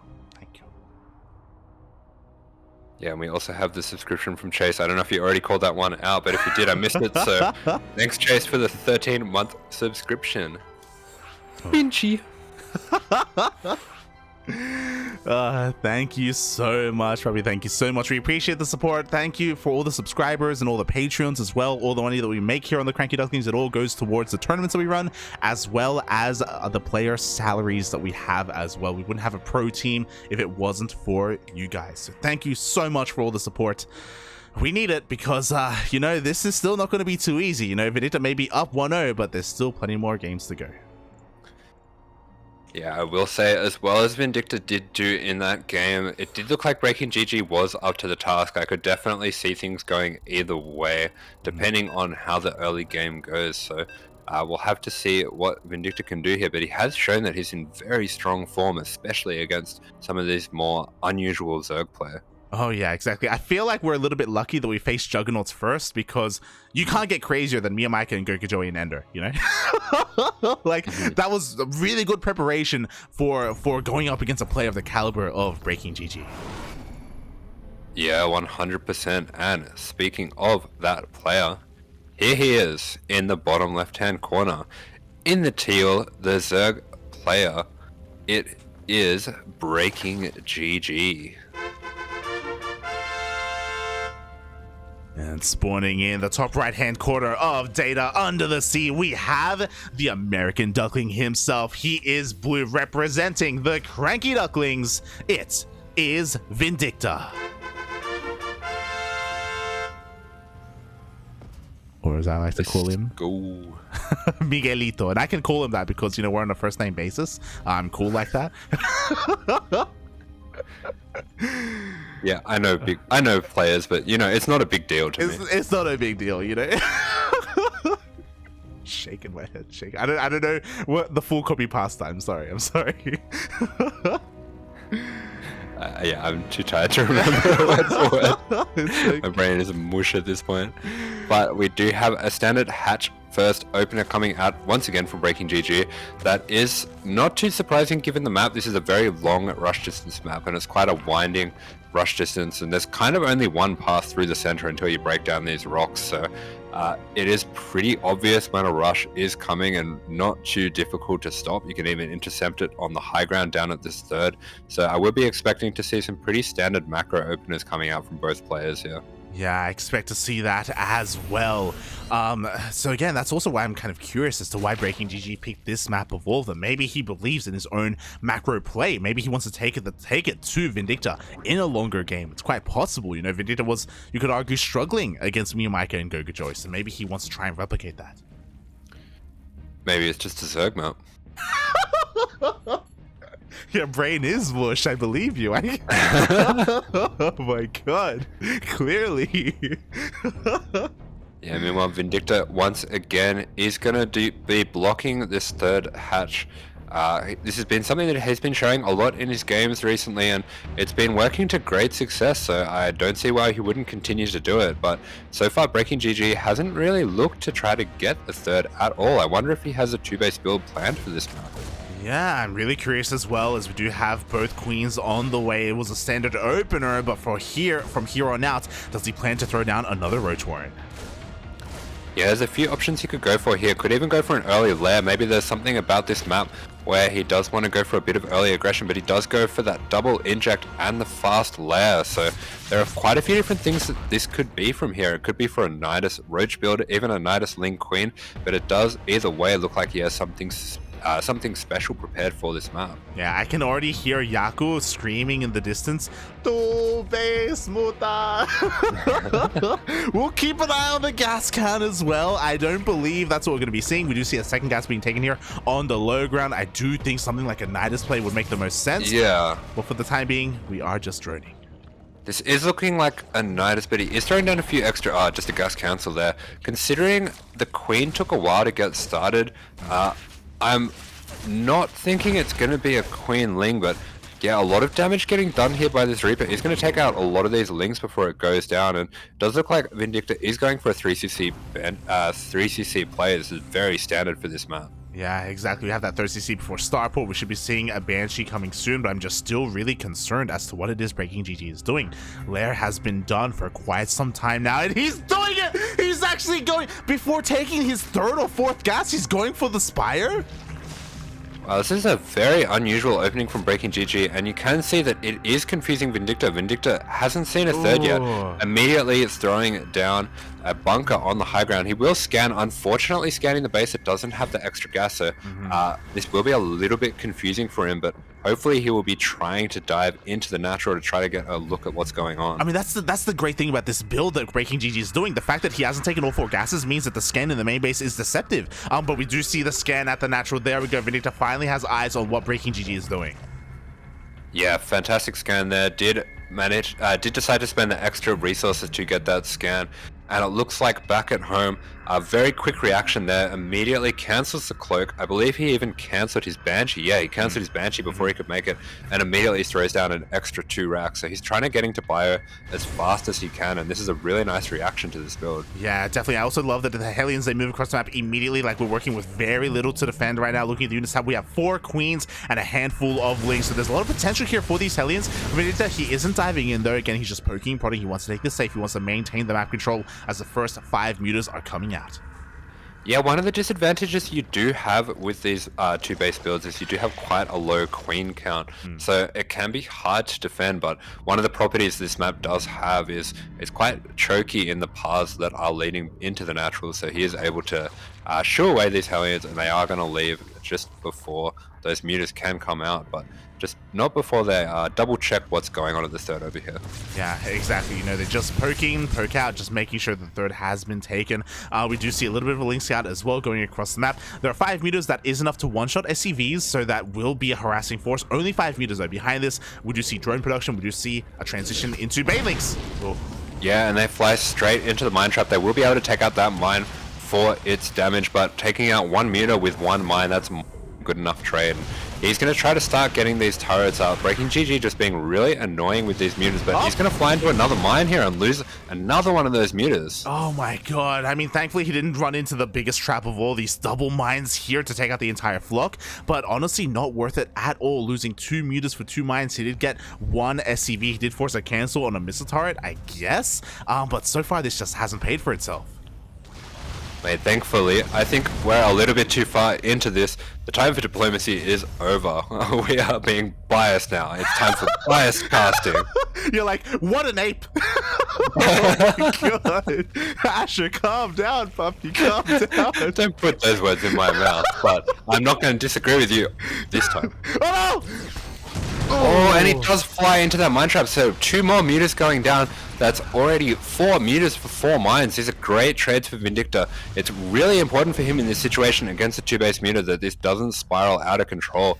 It's something that BreakingGG would love to get going, but he's going to take out another one of these mutas. Really nice rotation with the Marines though. Yeah, definitely. Again, looking at the units lost, having a little bit afraid, but 5 mutas have gone down now in the end. That's 500 gas, 500 minerals down the drain. Again, thankfully, he wasn't overcommitting into mutas. We do see 1-1 on the way. We do see a Baneling nest. We don't have Baneling speed yet, but again, he is taking in that direction. Baneling speed is already researched, so he's not overcommitting into this, but again, it's just a massive investment that hasn't seen any return. Yeah, BreakingGG would have loved to get these mutas snowballing, and he's just not really able to do that. He is slowly adding on a few more as he goes, but at the moment, this really isn't too threatening a flock of mutas. Yeah, exactly. I mean, the Mutaflock is getting a little bit higher, don't get me wrong, but again, he has to be so careful. There's another wind mine here towards the northern portion of the map. We do see the Marines in position as well, forcing this back. Oh, Vindicta been able to hold well here on 3 bases, but BreakingGG is making a massive wave of Lings. Yeah, BreakingGG just making those extra Lings and Banes just to be safe. Does take out all these depots at the front here and just being really annoying, keeping Vindicta at home, stopping him from being able to do what he wants here. And he's just going to keep on rolling in these Banes. So really important for Vindicta that he is disciplined in rebuilding this wall. Yeah, I love that the wall goes down immediately afterwards. We have a sensor tower being thrown down as well, and that will help Vindicta when it comes to these run-bys, when it comes to these aggressive plays from BreakingGG. He still hasn't worked towards his 4th base yet, but there we go. As I say, that 4th CC is on the way. Yeah, 4CC being started up. This sensor tower as well is going to be really helpful in just keeping track of the rotations of the mutas here. Even keeping a few Marines over here on the side to catch here. But yeah, really nice anticipation there, just jumping on those Banes before they can get any damage done. Yeah, exactly. Within sensor tower range, the Marines were already there in position. At the same time, another Ling Bane force getting set up towards that 4th base location.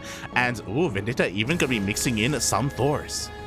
Yeah, it's time to get some Thors to be able to deal with this Muta force. So the Marine Marauder with some Thors, with some Mines, a pretty standard army to deal with Ling Bane and Muta. We aren't seeing a huge commitment to the Mutas just yet, but this does mean that once Vindicta hits his 2-2, he can go for a big push with a few Thors and with all his bio. Oh god, exactly, and that's what I'm going to be the most concerned for BreakingGG. For the time being though, he's doing a decent job of just rotating between bases, getting an eye on whether or not the 4th base is going to be taken. We do see the Ling Bane rushing on forward to try and get a surround on this bio, but the Hellions come into position. Yeah, the Hellions just going to be able to take out all of those Banelings, trading out for Hellions. The Hellions for the Banelings, not a bad trade at all. And that 4th is going to be finishing up, so Vindicta going to be looking to secure that base for himself. Meanwhile, on the side of BreakingGG, with all this pressure, he has managed to get himself up to quite a nice drone count, even starting to get a 5th. So you can see this Mutaling Bane player, he has been able to buy himself a lot of room. Oh yeah, he really has. Meanwhile, Widowmine shots are gonna be going off on the Ling Bane. Again, these Widowmines have been the MVPs for Vindicta this entire game. They've been killing Mutas, Lings, and Banelings left and right. But as you were saying, you are correct. The drone count is looking quite healthy for BreakingGG. He has the Hive. Sorry, he has Infestation, but he's working towards the Hive he is taking up. Yeah, that's right, and this is the phase of the game where he can start rolling in this Ling Bane, rolling in this Muta, making life really unpleasant for Vindicta. Vindicta himself is going to have to get some really nice mine shots to be able to trade well with this army as he starts to travel up towards his max out. He does have 2-2 finished, so he is going to be able to start to look towards a push down the line. Oh god, that he is. Meanwhile, the Muta's actually finding a little bit of value. They do get a Widowmine before the Widowmine shot does go off. So again, at least they are able to do or accomplish some damage here, but they have to be careful dancing against these Thors. Meanwhile, BreakingGG rotating around, looking to try and maybe even hit that 3rd base. Yeah, it does look like he's going to split his army into 2, and he is making a lot of Banelings here, so he's just going to show himself on the left here, but he is actually in the sensor tower vision here, so he's going to have to pounce right away. Yeah, exactly. He dives in, takes out the sensor tower, then will dive out, so that will make a follow-up push that much more effective here against Vindicta, at least unless he throws down a replacement sensor tower. Yeah, so Vindicta just shoring up all his defenses here. He is being pushed back quite a lot, but he does have his 3 Thors, he does have his max out, and this is his timing to push out once he's happy with how he's secured his bases. Oh no! Meanwhile, it looks like BreakingGG, he's going to pull the trigger right now, but a couple of Widowmine shots are going to go off on the army. Yeah, all in all, some pretty nice trades coming out from Vindicta. His supply doesn't really drop too far at all, and he's definitely going to want to have a few more trades like that. God, exactly. It's going to slow him down a little bit. He hasn't replenished. There we go. A sensor tower is going to be thrown down here to replace the one that did just go down. He's going to go for a bit of a double drop. So interesting, opting not to just move out with his entire army, still looking to try and poke around and try and pull apart BreakingGG.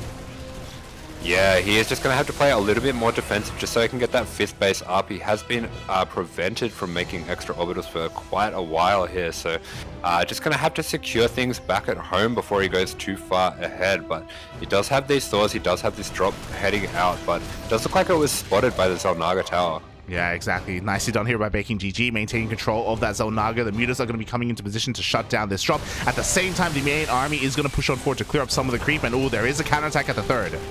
Yeah, good counter-attack coming out there from BreakingGG. Nice split there as well to escape, and he's going to be able to take out all of these SCVs here. They have nowhere to run. Nowhere to run, nowhere to hide. 17 SCVs are going to go down. A beautiful counterattack here for BreakingGG, but Vindicta, you know, his army is still looking quite terrifying. I'm sure he's waiting for the opportunity to counterattack. Yeah, things are starting to look a little bit dicey for him here, though. It's really important for start to get a little bit of counter pressure across the map so he can buy himself the space that he needs to get his 5th base, and that is exactly what he is going to do. If there is one thing that has been going his way, this creep are not too impressive out of BreakingGG at this point. He has been very busy taking care of the Ling Bane, taking care of the Muta, sharking back and forth, and hasn't really been able to creep out this whole map yet, so Vindicta does have a little bit of breathing room in that regard. Yeah, exactly. What he doesn't know, though, as he does scan the natural base, is that Ultras are going to be coming out for BreakingGG. Looking at the unit tab, we still don't have any Ghosts coming out for Vindicta, as we have another Ling run by at that 3rd base. Yeah, but the Marauders are going to be able to soak up a lot of these Banelings. These Mines as well are in position to take out the Banes, but wow, there we go. So many meters going down. This was a fantastic turn of events for Vindicta, and suddenly the momentum is completely on his side. I did miss that. Did he take out every Muta though? Every single Muta bunched up against these 3 throwers. It took 2 volleys. It happened in the... I don't blame you for missing it because it happened real quick. Oh my god, but the misrally, the miscontrol there for BreakingGG throws away all of his Mutas. He plummeted in supply for a moment there. He is replenishing that with Mass Ultra, but now Vindicta is free to drop. Yeah, Vindicta has been so patient for this whole game, so defensive, and finally his patience has paid off and gets a very fortuitous series of fights there. But BreakingGG, with that little counterattack, has bought himself the room that he needs to start remaxing. Yeah, exactly. As Remax, Ling Bane Ultra is his composition of choice. He's working on a Greater Spire and a Hydroden, so he's working on every single tech to tech up in which direction he can once he gets the opportunity to do so. But for now, again, the drops are coming out. Yeah, nice mine shot there, and these Marauders are going to be very annoying. They can take down bases so quickly. Really nice multitask from Vindicta as well. He's able to defend on the front here, taking out quite a few Ultras there, so doing a lot of damage there himself, taking a little bit of hits from the Banes, but he is able to keep himself safe on all fronts. Exactly. At the same time, we have that drop into the main base. Only Marauders, so these Vipers are going to be safe for the time being. They do take down one of these Queens, and they barely manage to escape, barely surviving through that powerbomb damage. Yeah, he's going to be able to get those medevacs out on the smallest of hit points, even getting a little bit of counter damage in this bottom right hand corner. And BreakingGG is still only on 5 bases, so it doesn't look like this is going to be going to a very late game. He doesn't have too much to work with here, and if Vindicta can keep the pressure on, this does put BreakingGG on a timer. Yeah, on that bit of a timer. We see another scan confirming the Ultras, confirming the Greater Spire as well. There we go. Ghosts are on the production. They are going to be slowly coming out. We haven't rebuilt that Sensor Tower, so Ling Runbys keep hitting this 3rd, and they don't do too much here, but, whatever SCVs, it counts. Yeah, a few SCVs going down, but I do want to applaud Vindicta. He has been so on top of his scouting this game. As those Banelings are going to come and get a little bit of damage, but there aren't too many SCVs here for them to get. Yeah, exactly. Only 7 SCVs go down in the end. Meanwhile, that Marauder drop towards the left-hand side finally does get cleaned up here. Oh, another drop towards the bottom right. Runs into Corruptors.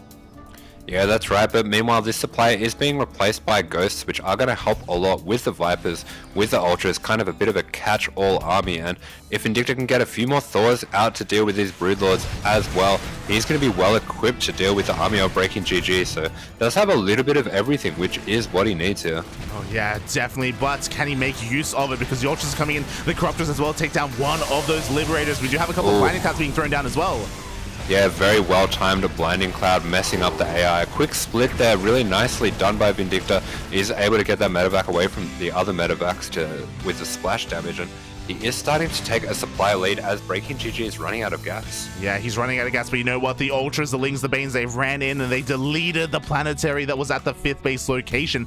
Didn't get too many workers, but did get the base itself. So Vindicta struggling a little bit in that economy. He still has a very strong army, still took a really great fight, but he needs to, again, he just hasn't been able to really move out.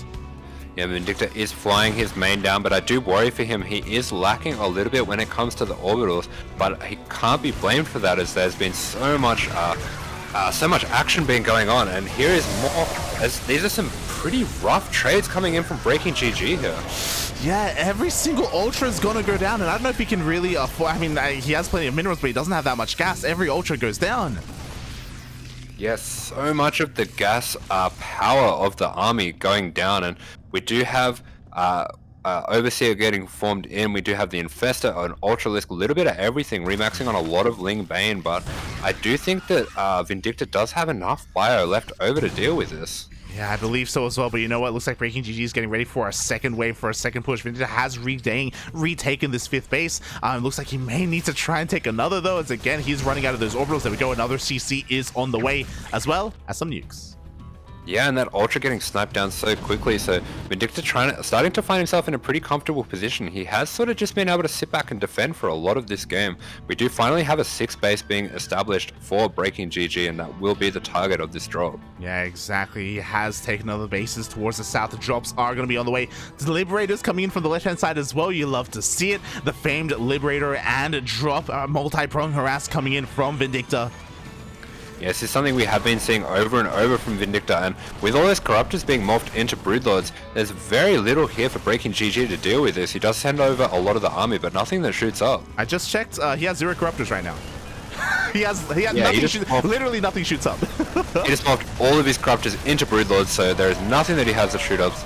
This drop is going to get cleaned up for BreakingGG, but these Liberators are getting so much damage done, and a nuke is coming down on the 4th base of BreakingGG. Yeah, exactly. BreakingGG, does he have eyes on this? Will he recognize this in time? Right now, he's distracted by these Liberators. Every single queen is going to go down. And the nuke, Buffy! The nuke! Ah! Oh, what a nuke! The nuke lands! BreakingGG did have a rough idea of where it was, but for some reason wasn't able to take out that ghost right before that nuke was called in, and 23 drones going down. That is devastating when his gas is so low. Yeah, exactly. 0 gas here for BreakingGG. He can still replenish his army when it comes to Lings, but only Lings. There we go. Finally, a couple of Corruptors are coming out as well to clean up all of these lives, but the damage has been done, and Vindicta is looking to take another base. Yeah, meanwhile, Vindicta back at home making Thors, making Liberators, making Ghosts. He does have the army that he needs to deal with this, and he has been so on top of these scans all game. Constantly scanning the natural, constantly scanning the army. He's been able to keep track of everything BreakingGG has been doing, so I wonder if that's a little bit of the scouting that he did coming into this game, that he realized that BreakingGG perhaps likes to throw down a lot of his tech at the natural, but he has been able to keep track of what's going on really well. Yeah, he has been able to keep track for the time being, even though the Liberator here dealing even more damage to these crucial gas mining bases. A bold expansion from Vindicta. I don't think he's going to be able to hold on to it, but you know, it's here, and yeah, it immediately gets spotted. Yeah, still worth trying to take it, and meanwhile he's using his multitask to drag BreakingGG this way and that way. It's being so annoying with the Liberators, so annoying with the drops, and creating problems for him all over the map, and feeling a little bit confident here to start moving ahead. And that Fungal, while it is pretty good landing on all the medevacs, doesn't manage to take out much of the bio at all. Yeah, exactly. Just that there was no follow-up for those Fungals. Vindicta is breaking on forward. He does drop a little bit when it comes to those Marines, but he can replenish all of those. Broodlords are being set up on the left-hand side, though. A massive counterattack being set up. Yeah, BreakingGG starting to put together a very strong army, not really replacing all of those drones. Happy to have a little bit more army on his side, and this is going to be a tough army for Vindicta to deal with, considering how low the gas banks are. If he can take this out in one big fight, this is going to go a long way, but this nuke is looking rather dangerous, especially if Vindicta can make something else happen on the map. The Overseers are coming. The Overseers are on the way. He wants to try and get a kill on this Ghost, but there we go. He pulls the drones away. This time only 2 drones will go down. Yeah, just those 2 gas mining drones being pulled down. BreakingGG being extra careful this time not to have those taken out. Really nice Fungals there, taking out a lot of the army, but the Cloak is just in time to save those Ghosts. Yeah, not in time to save the SCVs though. 14 SCVs just went down on this fresh base for Vindicta, so he's also hurting a little bit when it comes to that worker count, when it comes to that economy. And what's important is that these Broodlords have slowly been building up over time, like they have not been dealt with. Yeah, that's right, and Vindicta not replacing these SCVs, opting actually to go for more of a super max. He does have Blue Flame on the way, he does have some extra Hellions on the way, and those Hellbats are going to help a lot with dealing with the Broodlings, but finally it is time for BreakingGG to show his hand, and he is going to put all of his army together. That was an enormous mine shot. Yeah, exactly. Oh my god, the Ghost trying to flank here from the left hand side. They're trying to catch these Broodlords on the way, and it looks like they are. Oof. Yeah, flank there, gets so many of those snipes off, and Vindicta taking some cheeky trades here, getting some really nice damage on the army of BreakingGG, and every attack that he makes on this army is going to count, but BreakingGG has quite the mineral bank at this point. Yeah, quite a large mineral bank, mate. Only minerals, but minerals nonetheless. We did see also an Infestor got taken out by those Liberators as well. A zoning nuke being thrown down here from the high ground. Yeah, a little bit of a cheeky nuke, just trying to secure this area, buying himself a little bit of room. He's going to be able to send out a drop to the left, taking out that base in the top left once he gets there. And this does abuse a little bit the way that BreakingGG has not split up his army at this point. Yeah, exactly. The entire army is here towards the bottom right-hand corner of the map. The drop will get there soon, TM, and we'll see how much more damage Vindicta can accomplish there. Meanwhile, do you see Liberators on sieging? Now is the moment here for BreakingGG. Yeah, BreakingGG going to jump on top of this with all of the Ling Bane, but the Ling Bane is being absolutely roasted by the army of Vindicta, jumping into the PFs, into the Liberator zones, and Vindicta is going to be able to turn back BreakingGG once again, and the supply is starting to drop. Yeah, exactly. Top left-hand base is going to go down. The Broodlords were not a part of that fight at all. They were here towards the center of the map. I'm not too sure what they were doing there, but because of that, the Ling Bane army did suffer. Yeah, that's right, and we do have another nuke coming down. A little bit of cheeky one coming down from the low ground. BreakingGG does seem to be aware of roughly where this is, but he doesn't have any overseers to deal with it, so he is going to be able to push back the army and start to put some pressure on. Yeah, feeling very confident here. Oh, exactly. The nuke does connect, but only with one overseer. Another fungal does connect also on some of the ghosts. Yeah, big fungal. A lot of those Banes going straight into the fungal ghosts, so quite a lot of supply going down for Vindicta. Maybe a little bit of an overextension here. Yeah, definitely a bit of an overextension. Meanwhile, towards the top left, this base is still barely surviving, but a couple of cheeky wind mines are going to scuttle their way into said mineral line and making sure there is no mining going on. Yeah, that's right. He's going to be able to take out a lot of these drones as they stack up here. 5 going down right away, but I do start to worry a little bit for Vindicta. His Liberator count is very high. I think possibly a little bit too high. I'm not sure if he's aware just how many Liberators he has tied up in defense at this point. Yeah, 9 Liberators in total, 13 ghosts. Meanwhile, we do have a nuke here, but with a bit of a yoink, the nuke is going to be disabled. Yeah, going for the cheeky nuke on the army. Bit of that versus solar style nuke, but it is able to be found. And yeah, we do see to the north here a little bit more supply being tied up in the mines and the Liberators, but Vindicta is able to find these units, and he's going to send a few more ghosts to the top left. He's going to try to deny this base now. It's a risky move not to have the ghosts with the main army, not going to lie. Like, EMPs and snipes are going to be so important. There we go. BreakingGG is pulling the trigger. He recognizes how much weaker this army is going to be, as he will lose the top left. Yeah, the top left is going to go down, but it looks like BreakingGG is going to pull the trigger. He's found a nice spot for these Broodlords, but actually, I don't like this angle for him. These Liberators are zoning out all of the ground forces. Yeah, exactly. We have a couple of snipes going off as well on these Broodlords. The Broodlord count is dwindling right now, and the entire base towards the top left went down. 21 drones.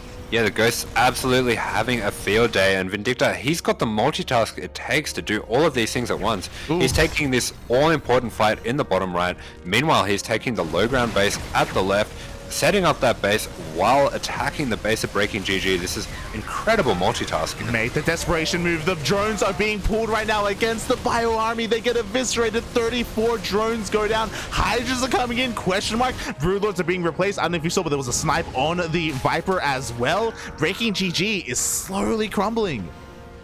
Yeah, it's incredible that he's been able to set up this base down here on the south as well. So these mines are going to be baited. That's a nice move coming out from BreakingGG, but so many of those going down. It does look like that Infestor almost going down to Liberators as well. He's going to be zoned out, and this was not a good trade for BreakingGG. Very desperate maneuvers here. Exactly. Wings get taken out. Infestor barely survives. Meanwhile, the Broodlord count has been reset. He's coming in once again, trying to dive on top of these ghosts.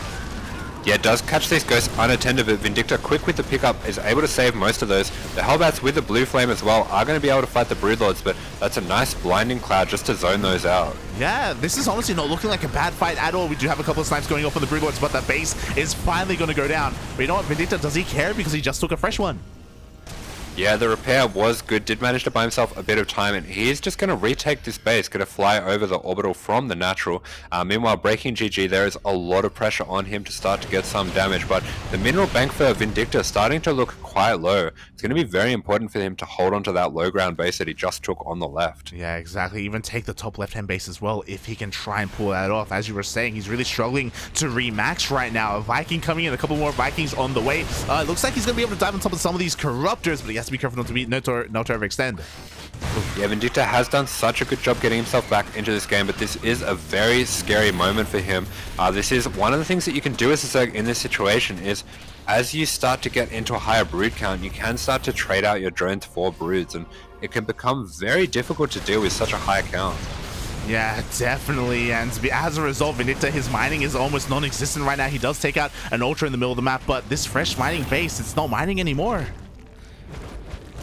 Yeah, and this is a lot of the mineral income for Vindicta. He is even going to start to take out these bases with the Corruptors. Vindicta probably going to lose both of these bases. His army is a little bit out of position, so he's going to have to completely rely on the top, on the right-hand side base for his mining. Yeah, it looks like he's going to just commit and take down the bottom right-hand base instead. He does still have an army rotating towards the top left, but it looks like he has given up on these CCs. They will go down. Can he barely get a repair off? No, he cannot. Both orbitals do fall. Yeah, both of those orbitals going down, and his army is able to take out this base on the bottom right. So BreakingGG barely mining at all, but he does have quite the force here. There's 10 Broodlords here. It's going to be very difficult for Vindicta to deal with this army. Yeah, the Broodlords are pushing on through, and Vindicta doesn't really have an answer to this. He's trying to set up his Liberators as best he can, but the Corruptors come in and they take them out. Yeah, the Corruptors jumping on these, even Parasitic Bomb going down on one of these Liberators. Vindicta starting to be pushed back. His army supply looking quite good though. The supply quite a long way in his favor. He's going to want to trade off a little bit of this bio if he can. Yeah, let's see if he can do so as he has maxed out. It looks like he's avoiding the army entirely. He's going for a massive counterattack. Yeah, I like this choice, just making sure that he can abuse the lack of mobility of the Broodlords to get as much damage as he can before he's forced to take a fight. He just wants to buy himself some extra time to get more Thors out, ideally even trade out a little bit of this bio, and he's going to be able to put some pressure on here, but nice scan there, recognizing where the army is. He's going to back off before he can be caught out. Yeah, exactly. He doesn't want to get surrounded. We do see that BreakingGG is expanding towards the top left. He's taking another fresh mining base. Doesn't really have too much of a drone count, but I mean, as you were saying, he is replenishing that with more army. Yeah, he's going to take out another one of these orbitals. This is starting to get quite expensive for Vindicta. He's going to want to start to think about forcing a fight at some point if he can.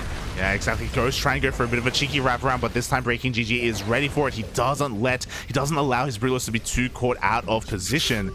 Oh, yeah, and unfortunately those ghosts using so much of their energy on the cloak haven't been decloaked yet either, so he doesn't really have any energy for snipes at the moment, even for EMPs. Yeah, exactly. And you know that 7k mineral bank that we saw earlier? It is now gone. We do have Widowmines just camping the top left-hand base of BreakingGG. At the same time, the Thors are coming in. Yeah, starting to take the fight with these Thors. He's going to have to be really careful with this bio that he doesn't take massive fungals. There are still a few infestors with strength left, but all the Banes absolutely shredded. That was not very good timing on the attack from BreakingGG, but still more Banes remaining, and these Broodlords still have not been cleaned up. This is a nice concave coming out from Vindicta, and he's able to lay down so much damage, but there's a big trade of armies here. Yeah, very scrappy fight from both ends right now. The Thors barely survive, but you know what? Lings are coming in to reinforce this. He's trying to fall back to this Widowmine, and the Widowmine shot is going to go off on... actually, doesn't quite go off. It does get targeted down in the end, and BreakingGG is pushing through. Yeah, BreakingGG is pushing through. There's so many Hydras here. There's so little army here for Vindicta to reinforce, and his army supply is absolutely plummeting. He's feeling the desperation, rallying everything forward to attack this. He does have little bits of bio left over, but this is such a scrappy fight. The Broodlings are going to make such a difference here. Yeah, only a single Broodlord remaining here for BreakingGG. He doesn't have a bank either behind this. It looks like he's kind of broken this location, but Vindicta has mining. So does BreakingGG. He was able to resaturate that top base, and the Lings are going to deny all the mining here from Vindicta. Yeah, this is an absolute nail-biter, this fight coming down to the bare units, even having to use these SCVs just to block off for the bio, but I will say a lot of the supply for BreakingGG is tied up in Corruptors, and the supply is so close between these two players. Yep. Vindicta did such a good job earlier on in taking out so much of the drones, and he's going to get both the infestors here. Oh. Maybe even going to get the Broodlord. Wow. Gets the Broodlord. The Broodlord goes down. Looking at the units tab, we have 6 Corruptors, 1 Hydra, and 8 Lings remaining here for our Zerg player. He still has some mining going on. The boys are being pulled as well to help buffer, I imagine, as a lot of them are going to go down. They will help out a little bit against all these Lings. As Vindicta is pushing on through, he is trying to establish another base. Yeah, it is so important for him that he gets his base established, but the Lings are going to get there. They are going to drag that mine onto some of the SCVs. 18 SCVs already going down. A lot of those are the SCVs that were pulled to help buffer, but it does look like Vindicta's starting to get some pressure across the map. He's going to be able to take out this base on the left-hand side, maybe even move up to the top left. Well, this is a scary moment because this is really the only mining base left. There is literally nothing remaining here for BreakingGG. He has top left, and that is it. That is all he's relying on. Vindicta has 2 bases, half a mining base and a full one, but again, 2 bases nonetheless. Vindicta, he hasn't quite gone towards that base yet. He doesn't want to expose his mineral line. Yeah, but that was a beautiful scan by Vindicta. He actually saw the infestors, so he knows that there's 2 infestors here for BreakingGG. Meanwhile, BreakingGG does manage to split off these lings, and he is going to be able to deny any mining in the top right-hand corner here. Yeah, at the same time, Corruptors come in as well. They want to try and Cosmic Spray down this CC. Can they do it in the end? Marines are in position to focus them down, and ooh, 2 Corruptors do get focused. Yeah, 2 Corruptors going down. A little bit of a risky move there, but does commit a lot of this supply back here. Those Corruptors so tanky are going to allow, are going to buy BreakingGG a lot of time, but these Banelings aren't going to get good hits here because the splits of Vindicta are just too good. The splits are just too good. The Marines are coming in as well. That was the last fungal there. There's 1 Baneling remaining. And you know what? It doesn't find the connection. Vindicta, he's just going to try and chase all of this down. Can he get the infestors?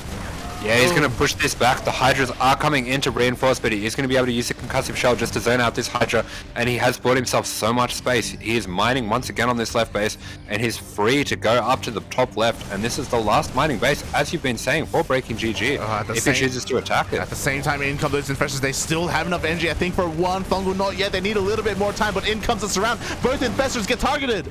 Yeah, both infestors go down, and I think Vindicta has done it. I don't want to call this too early, but things are starting to look pretty good for him. If he can buy himself enough space to start denying the top left-hand corner, there is so little money left for BreakingGG. He does have a considerable gas bank, but it's so important for him at this point that he gets some mineral mining going. Finally, there we go. We have a small bio army. There is going to be a spine to help buffer for this, but there we go. It's going to stim on for it. We do have lings denying the base towards the bottom right-hand corner. We have more lings to reinforce. Drones are being pulled, and Vindicta is heavily stimmed. Yeah, the drones are being pulled to fight. These medevacs pretty low on energy, but they are able to get in here just in time to defend this army. There is an attack coming in here on the last mining base of Vindicta. He is going to have to jump on that with these Marines and defend it. And things are just so scrappy all over the place here for both players. God, it's insanely scrappy right now. I'm just going to leave it on the units tab for now. We'll just stay on this. 24 Marines here against 15 Lings and 3 Hydras. Lings are trying to get on top of the production. They're catching some of these reinforcements. Yeah, it is going to be really difficult for Vindicta with how few reinforcements he can get out at a time.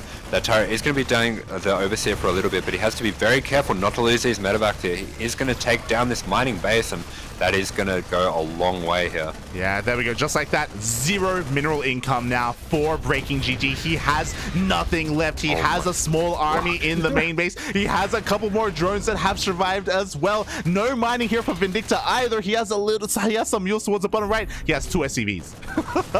Yeah, Vindicta picking up those 2 SCVs into the very weak medevac. These Lings getting whatever damage they can. This one is absolutely going down to the wire. This is one of the closest games you will ever see. Both players on 29 supply, both players sub 50 minerals. Neither of them are going to be able to make even a single worker. And are there any workers? There's 13 workers left, 12 left for BreakingGG. Yeah, he's mining gas. He's just working on that massive gas bank right now. We see a scan towards the bottom right. Ooh, long distance mining some of these minerals. Honestly, pretty crucial as the Hydras in the main base have finally been cleaned up. A single Hydra remaining here for BreakingGG. 10 Lings as well. Can he pull this off? He has a couple of changelings. He does have eyes on these Marines. Yeah, it is so important here for Vindicta that he is able to take these fights, and he's done it. He's done it. He's finally done it. Barely, it came down to the wire. 37 minutes, Papi. Vindicta takes the game, and he 2-0s BreakingGG. Holy crap. When I say I don't know how he keeps doing it, not only do I mean winning, but having these absolutely insane down to the wire games with these Zerg players. Man, he's got to be exhausted after that one. Oh my god. Vindicta just messaged me. He said, kill me. GG, Papi, GG. Oh my god, Vindicta does it. He takes the series 2-0. We have another solid lead here for the CranKy Ducklings. But our opponents, they have a revive available. They have 1 player left. If they choose to throw down a new player or go for the revive, there is still more. And they go for the revive! Yeah, they're going to be reviving one of their players. I'm going to guess that they're going to revive Haas, but we'll have to see who they're bringing out for this one. Oh my god. Yep, they have gone for the revive. They are bringing out Haas. We wanted to avoid this. We wanted to make sure that Vindicta never played against him, but they have chosen their player. Vindicta versus Haas.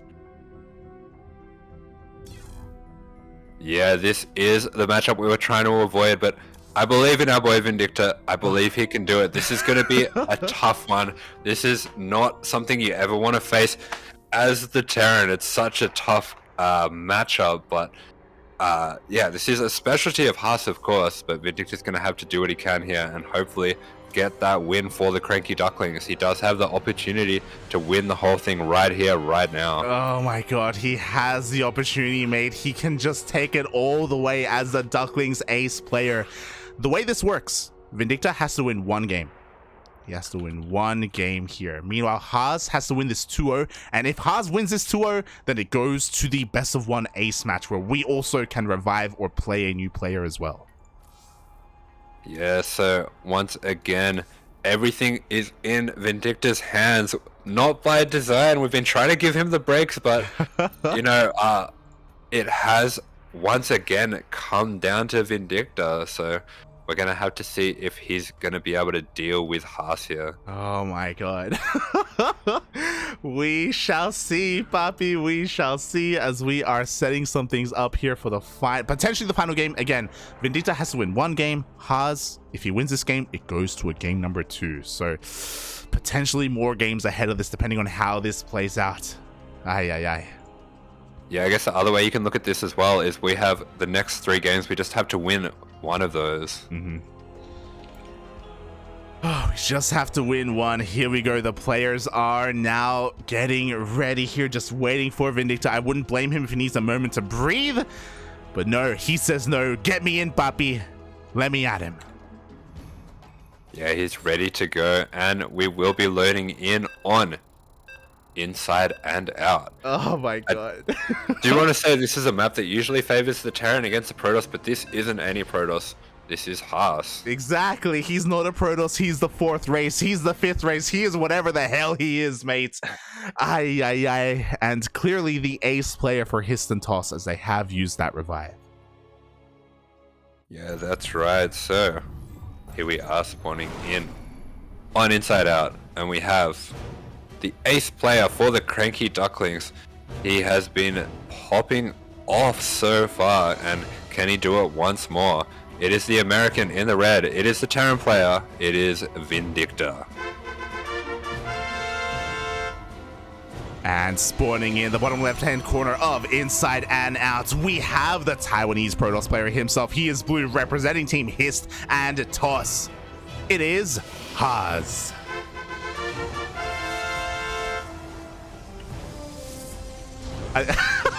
I love how Thorn in the chat's like, why can't Vindicta play Haas? And everyone's responding to him, TVP. TVP. Unwinnable. Unwinnable, mate. Unwinnable. Ay, ay, ay. But again, as you're bringing up, this isn't TVP, this is TV Haas. And already Haas is moving out here with his first probe, looking, I imagine, for any kind of proxy, maybe looking to proxy for himself. Yeah, sending out this probe very early. Could just be for scouting so far. Everything looking pretty normal out of both players. So Vindicta going for a double gas as well. This is going to afford him a few extra units. It does mean that he will be extra safe against any of the craziness of Haas. Yeah, exactly. He will be extra safe prioritizing that gas. Instead, Haas, he goes straight for a scout. Vindicta, a little bit paranoid, is going to be scouting around with his SCV. A little bit of lost mine time. You could argue a little bit inefficient, but again, worth it when you're playing against Haas as the probe is now stuck in the main. Yeah, he's just going to be extra safe with that SCV, and as you were saying, trapping that probe as well. We should be seeing that factory going down for Vindicta any moment as well. Yeah, exactly. And thankfully for Haas, he will be able to scout this. We do see Vindicta trying to hide that factory actually from that probe. Can he keep it hidden? Looks like he will not, as the probe does go towards the top left-hand corner of the base. And it does confirm the factory follow-up. Yeah, so Haas is going to be able to know what kind of opening is coming out from Vindicta, but he's going to pay for it with the life of the probe. But it does look like he is trying to be a little bit sneaky with this probe up in the left here. Yeah, it looks like he was maybe scouting for a proxy starport or something along those lines. Again, just a little bit paranoid. Bearing in mind that Haas is also well aware that he only has one life right now. Like, he doesn't have a lot of freedom in this game. But he is going even further towards the top left, maybe to throw down a proxy of his own. The first Reaper is coming out across the map. Yeah, there are a few different things this could be. It could be a proxy DT shrine, could be a proxy robo or something like that, could even be a proxy base. That is all stuff that is in the wheelhouse of Haas, but does look like he's just going to be sneaking up to this linear third and dropping that pylon now. Yeah, pylon is thrown down. Meanwhile, Vindicta hasn't found a way into the main base. He has confirmed the natural, but he hasn't seen if there's any kind of tech being thrown down, whether it's a Twilight Council or a Stargate. I imagine it's going to be one of them, and I imagine it's going to be proxied.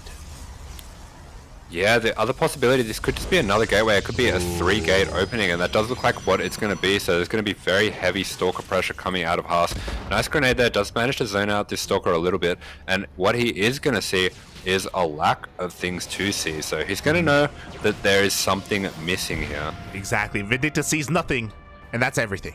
That's there's a pylon somewhere on the map. The tech is somewhere on the map. The tech or the production or anything. Quickly checking the vision here of Vindicta. He did not see the second gateway on the low ground. He's checking with his SCV, and it looks like he will come across the proxy. Yeah, he's going to find this proxy. This is very important for him. He even has a mine out in the middle of the map that he's going to be able to see, catch any Stalker move out, so that should take out one of the Stalkers.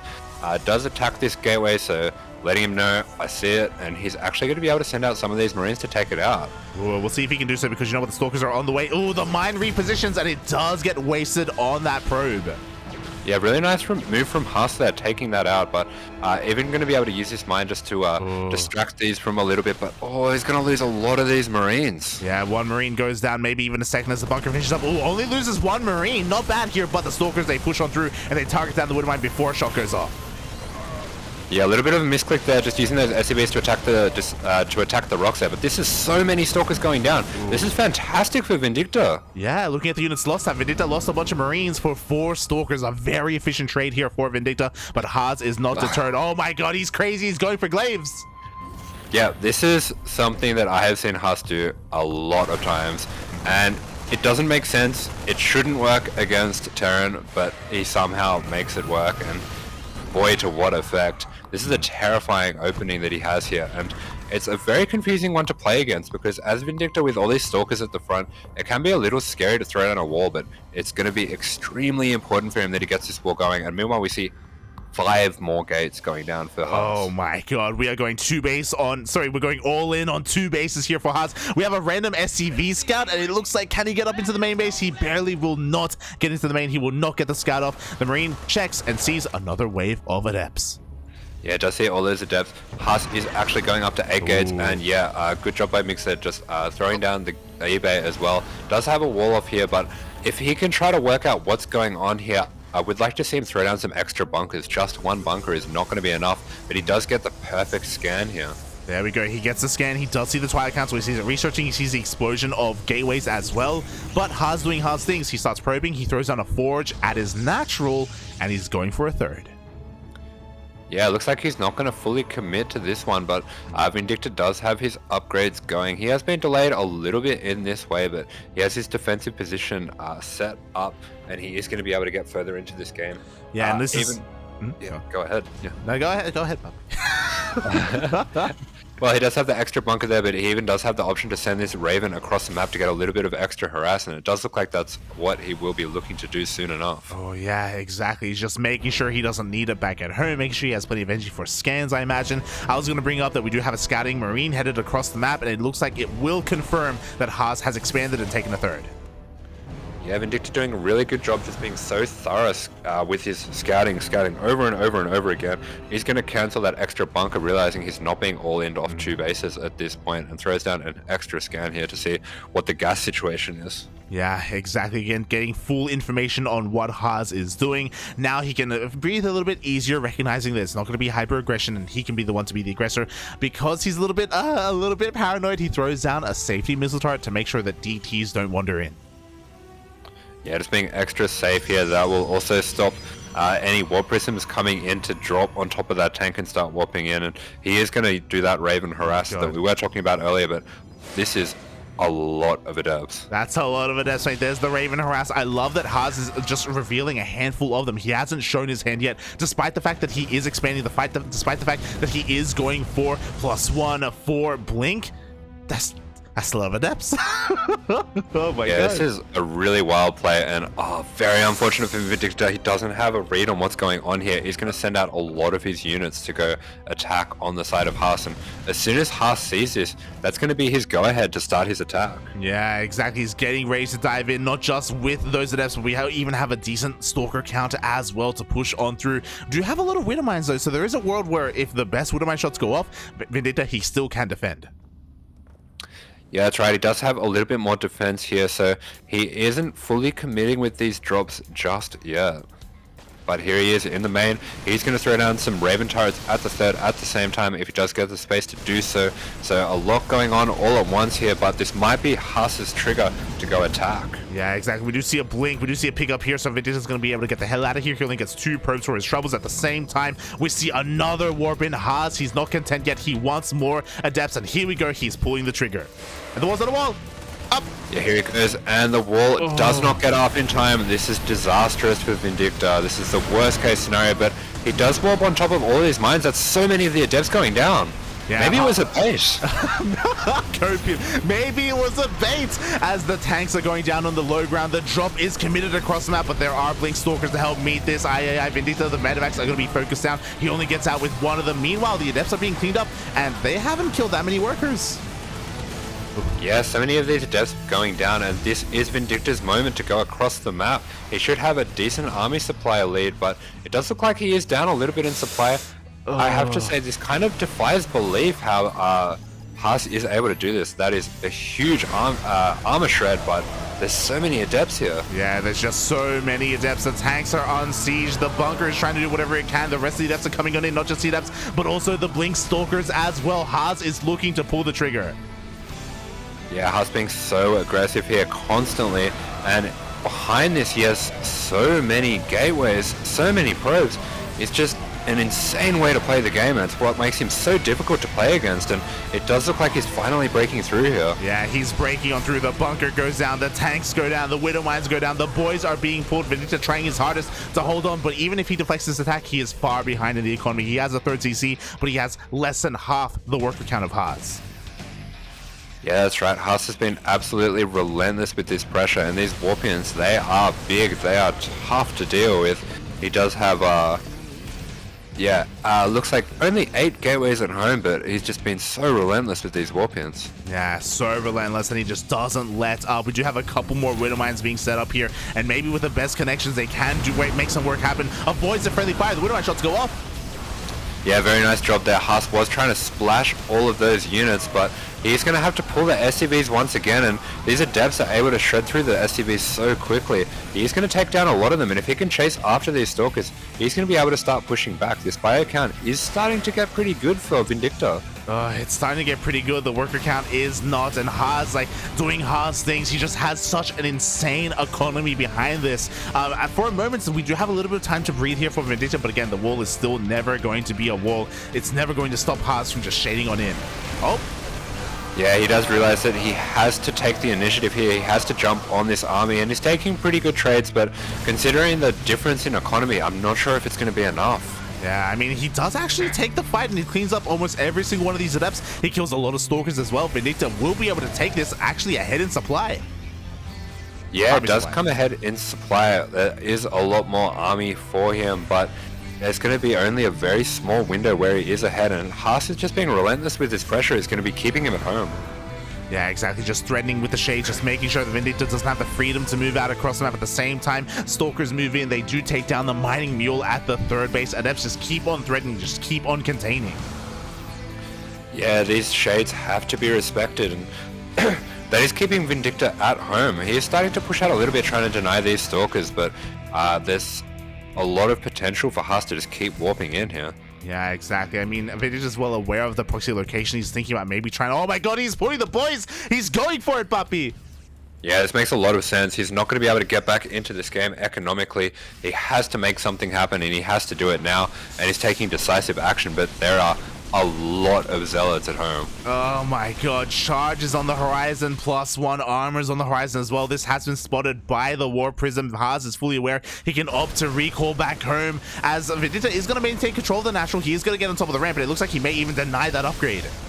Yeah, the problem is Haas can just wait for charge here. Vindicta's going to have to find a very good angle to get in, and he's going to try to block off the ramp. If he can block off the ramp, and for some reason Haas does take the fight with all the charge lots, this could be good for him, but finally the charge lots have been spotted. Yeah, they have been revealed. Vindicta has to make a very crucial choice here. How does he want to engage these charge lots as he depowers everything in the main? But oh my god, Haas is getting ready for a surround.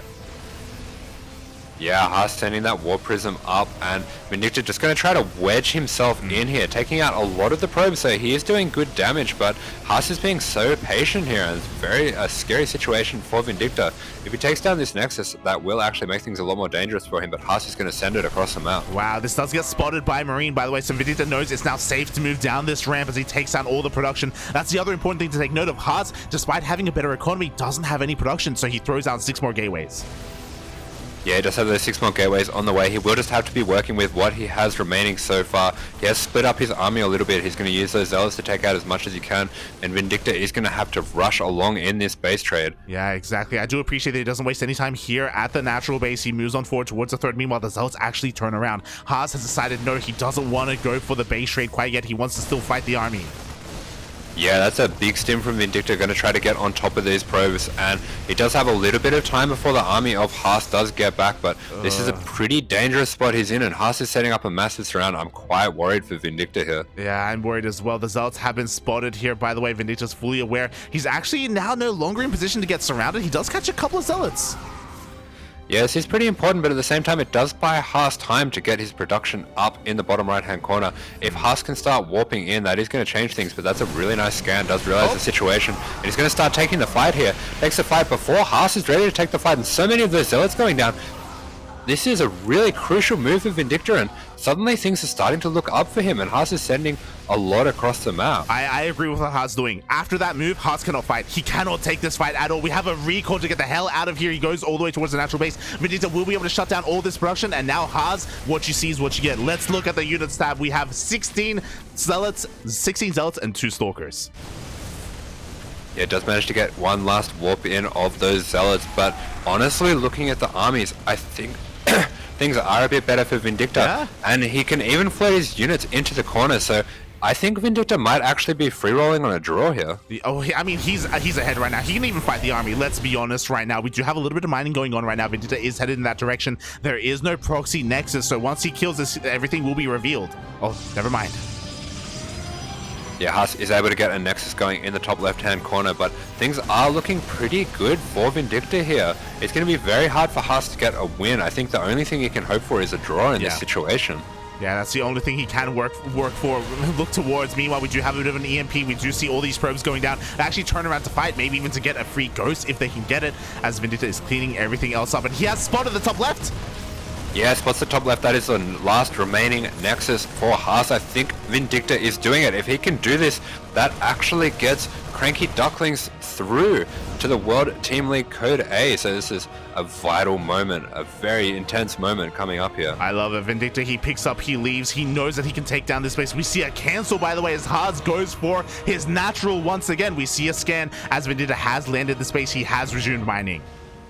Yeah, Vindicta is mining here, but I do want to see him continue to try to put the pressure on Haas. If he can find this base, it's going to be crucial for him. Haas, on his own, to his own credit, is starting to set up some defenses here, and the army of Vindicta is a little bit out of position. It is a little bit out of position, but at the same time, Haas's army is split up as well, so that's going to make it a little bit easier for Vindicta to deal with this. He has those EMPs. At the same time, Haas is getting ready for a surround. Yeah, looking for the surround here. Vindicta doesn't have those SUVs anymore to buffer, but those are really good EMPs going down, and he's able to find a cranny to get those Marines into, even sniping one of the Zealots. Yeah, exactly. Just like that, only 12 Zealots now remaining here for Haas. He has resumed that mining. Looking at the production tab once again, Marines are on the way. The production is being landed. Yeah, Vindicta saving so much of that production, and every Marine here counts, even getting that mining going in the left-hand side, so Vindicta feeling very confident here to start getting things going his way, even scouting all over the map with the SUV. He is going to scout this nexus of Haas. He knows exactly where it is. He spots it, he goes in, he's scanning, he doesn't know where the army is. That's the big downside. There we go, he scans, he sees all these cells, and he wants to fight. He wants them. Yeah, he's going to jump on these zealots, catches a bit of a mispath, and Haas, he has to defend this base, unless he can get the base of Vindicta, but Vindicta is spread out all over the map. He's got some SCVs over here in the bottom left, but he's also got some SCVs heading up to the top right, even having enough of an army lead that he can split off some of his army, and I think if he uses the SCVs to fight, he can still win the fight here. Oh, exactly. We see another massive EMP on this army. If he wants to, he can also pick up and leave, because there are only 2 Stalkers to help defend. The starter stepping is going to be good enough, and Haas just doesn't have enough. Yeah, he's doing it. He's taking out all the zealots, and GG is called, and Vindicta has done it. Oh my god, GG, well played. Vindicta was stuck on 2 bases, papi. He was stuck on 2 bases against what? The 5 of Haas? At least 4 bases, at least 4 Nexi. But somehow, someway, he knew the one way to win the game. He pulls all the boys, he pulls the trigger, he shuts down the production of Haas, and also catches so many pockets of units, and he does it. Mate, Vindicta, I don't know why he can't just be ahead, stay ahead, and have a nice, relaxing game for us to cast. He has to make it insane, but he is able to come back from anything, and he has clutched it out for the CranKy Ducklings. Papi, we're going through to Code A. Let's go. Papi, we made it, not just to Code A, mate. We're going all the way to Code S. Let's go, Vindicta. He does it. He takes down the revived Haas. He takes down BreakingGG. He doesn't drop a single map in the entirety of the qualifiers. Yeah, this has been an incredible performance from Vindicta, but an incredible performance from the other Ducklings as well. We have to remember as well, earlier on in this series, PattyMac was able to take out the first life of Haas and gave Vindicta so much room to have these 3 games to work with. So definitely credit to him, and credit to Erik as well. So very great job by all the Ducklings. Such a great team effort, and we're going to need more of that as we have some tough games coming up as well. Oh yeah, it only gets harder from here, mate. We got teams like Onside Gaming, the Alpha Drakes, we got Platinum Heroes, we have so many other teams waiting in that Code A. But GG, congratulations to the Ducklings, to Vindicta, PattyMac. Dolan didn't come out today, but Dolan did put in some work last night. Erik came out today for the first time as well. I know Erik was available on Friday, but Vindicta all killed, so he couldn't really show what he was made of. It was a team effort, mate. GG. Thank you. Oh my god. We made it, Papi. We made it. Yeah, incredible stuff. I can see in the chat as well. Remember when it was 70 probes against 20 SCVs? This game was absolutely nuts. I have no idea how Vindicta pulled this one out of the bag, but he's done it. He's done it for the Ducklings, and they go through. Oh my god. It's amazing. It's beautiful. Again, a team effort here for everyone involved. Everyone put in some work, especially because I wanted to try and preserve Vindicta's energy for a good reason. These games, you were talking about it. Why can't he just win like normally, you know? Why does he have to always come back from behind? He always everything just has to look dire. It's like a movie. He has to fall before he can rise. It's like, mate, why did you just rise? You know, just go. God damn it. Yeah, he's a fighter. He's had to fight from behind. You know, he's more comfortable when he's in his tent. And you know, some days it's sunny outside. You might want to kind of venture out of your tent. So you have to put bears outside your tent, so that there's no choice to stay in there and fight for your life, and that's how he likes it, apparently. Apparently that is how he likes it. Just quickly cleaning some things up here. 7 games, there we go. As you can see on the screen right now, this is our road to victory. A bumpy road. Again, it always is here for the CranKy Ducklings. Blueming took the first game against Erik when Erik was testing the waters and going for a proxy hatchery, so he kind of put himself in a bit behind. Then he cleans it up in game 2, looking solid. But again, it's a best of 2, so if you drop one game, you are out. Same can be said for PattyMac. He was looking so good in game 2 against Haas, but in game 1, he's playing on a map that he's not familiar with, and if you remember, it all started with the fake cannon rush into the goal. It was nonsense. It was it was crazy. So again, both PattyMac and Erik just like Vindicta, playing a little bit from behind. But Vindicta himself, he doesn't just play from behind, he wins from behind. Yeah, both of them managing to clutch out those series. I don't think anyone was too owed in this whole qualifiers. So everyone doing a really good job, not going down without a fight. But yeah, Vindicta has been the absolute star throughout these qualifiers. Yeah, he really has. I'm so proud of my boys. I'm so proud of all of them. Again, not just Vindicta, but also Dolan, Erik, PattyMac as well. Starduck, you know, he's here with us in spirit. He wasn't available to play tonight, but he was available last night and on Friday as well, if we ever did need him. So yeah. And thank you as well, Asher, for being a part of this, because mate, like, if we're casting Vindicta, you got to be here too, you know, his other adopted father. Yeah, absolutely. And these have been such easy games to cast just because they've been so wild, so crazy. Like, despite, I don't know if it's just the stakes that have been on these games, but these are some of the best games I've seen in a long time. Specifically, Vindicta versus Mio, that second game. Vindicta, that last game that he had against BreakingGG, that went absolutely down to the wire on Data C. And then this game, these games, I don't know what kind of copium he has. I don't think the rest of us have access to this grade of copium. I think it might be illegal. It might kill us if we consume that kind of copium. But Vindicta, he's able to take that kind of copium, and these have been banger games. They've been bangers, mate. They've been absolutely insane. I agree. Like, these have been the best games we've cast. Mate, we cast StarCraft on a daily basis here on the CranKy Ducklings. We have thousands of hours of StarCraft under our belts, but these games have been crazy. Some of the best we've seen in a very long time. Also, a special shout out for Vindicta versus Gogo Joey. You didn't mention them, but that was also an insane series from last night as well. Oh my god, it's been a roller coaster ride of emotions. Even though we do win 5-2 in the end, it was still very close nonetheless, and we have confirmation from the admins as well, letting us know, congratulations, we have made it to Code A. Let's go. What an achievement. That is so good. Is that also, this is one of the first attempts you guys have made for the qualifiers as well? Yeah, exactly. You know, we're a relatively new team. I will say we did play in the last WTL qualifiers as well, but that was with a different roster that was more heavily focused on our Latin American and Oceanic team. That was back when Oreo was competing, you know, Oreo, Starduck, Erik, and Ryu. Unfortunately, we didn't quite have the same run there, but here with the revitalized Ducklings, with North America coming out clutch and also Latin America, we're making a name for ourselves, you know. It's hard to believe, but there are people out there who don't know who the CranKy Ducklings are. Now they're gonna know. Okay. You better know now. You best believe. You better know. Oh my god. With that, GG, well played. I believe we have a couple of days of break before Code A. I have to get confirmation of when that begins. Quickly checking here. Code A. Oh, I think Code A starts tomorrow, actually. So you know, there's no rest for the wicked, mate. That's savage. Oh my god, it just keeps on going and keeps on going.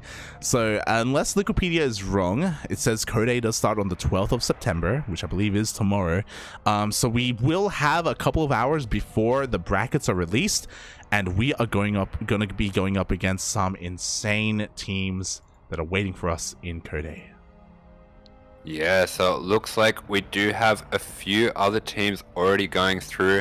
No big surprise, we do see Onside has qualified, and they are absolutely the favorites in this Code A bracket. They are a terrifying team to be facing, but we also see as well Berserker Esports, one of the other teams alongside us who has gotten through the qualifiers. So we do have the likes of Dimaga, Forjumi, Battlebee, and Shadone in that team. So definitely a rough team to be coming up against. This is going to be very tough games from here on out. Yeah, we can all see it together on the screen. !B for the Wikipedia page if you want it, but there it is. Berserker Esports with a very strong European team. We got the Alpha Drakes as well with a very strong European team, with Future and Demi mixed in as well. We have Invictus Gaming with a very light team, but very solid nonetheless. Maxed, Coffee, and XY. Platinum Heroes, the boys themselves, kind of a sister team to the CranKy Ducklings. We have a lot of close ties to them. Another very strong confirmed team. We've got the Starving Camels, a little bit less of a profile team, but Blueming is there, Silky is there, Firefly, Onside Gaming. I'm terrified of them, but Onside Gaming made it through. Aye. Yeah, meanwhile, we do have that last fight still going on. We have License to Kill battling it out with Team Super. So looks like that one's been neck and neck so far, with some good performances coming out of Nina and Percival and Chance, and things really coming down to the wire though. Oh boy, yeah, as I quickly scroll down here, LTK and License to Kill still going on. Oh my god, very back and forth series, very close. Both teams are amazing in their own right. Oh my god, I don't really know who I want to really win there. But yeah, Percival and Chance currently duking it out. I believe being casted by one of the other streamers. Yeah, that's right. So plenty more to go. This World Team League has been very exciting, and just as we're talking about that, it looks like the result just coming through now, and the last team to be joining them will be License to Kill. Oh my god, the live updates are real. Percival takes down Lunacy, and he takes down a revived Chance as well. Very, very impressive results here. LTK with a solid pickup, getting Percival. Mate, that is incredible. They picked him up only days ago just to help out specifically for this World Team League. And look at that, coming in clutch, wins that crucial ace match for them to get them qualified. Wow, very impressive indeed. So now we have all of the confirmed teams. License to Kill, another mainly North American, but also kind of Korean-based team is going to be involved as well. And everyone look forward to Code A, as Code A will be beginning next week. The scary thing about it, though, is that Code A is going to be running alongside the DreamHack Atlanta qualifiers. DreamHack Atlanta is next week as well. That's going to be okay for the players, but it means that we are going to be casting three times a day. You are going to be casting I'm going to be casting 3 times. I should. Yeah, I'm going to be casting 3 times a day. I have a job outside of this. I'm sorry, puppy. So do I. This is what it is. Oh my god. So yes, the CranKy Ducklings are going to be live very frequently this week, so hit that follow button. Follow the CranKy Ducklings, because we have plenty of StarCraft on the horizon, not just our World Team League matches, which we will be casting. We'll be covering our own matches. Also, DreamHack Atlanta qualifiers for North America, Latin America, China, Taiwan, Hong Kong, Oceania, maybe even Europe. Every region will be covered here on the CranKy Ducklings. We also have ANZ Champs next week. We also, the qualifiers for ANZ Champs, I should say. We also have our regular weekly tournaments like ESL Open Cup Asia and Sentimiento Latino. A lot of StarCraft going on. If you are interested in StarCraft, make sure you're there. Be there. Be here. Yeah, that's right. It's all going on. There is plenty going on here. That is insane. And yeah, we do just have in the chat as well, a few people pointing out that Vindicta went 13-0 in these qualifiers.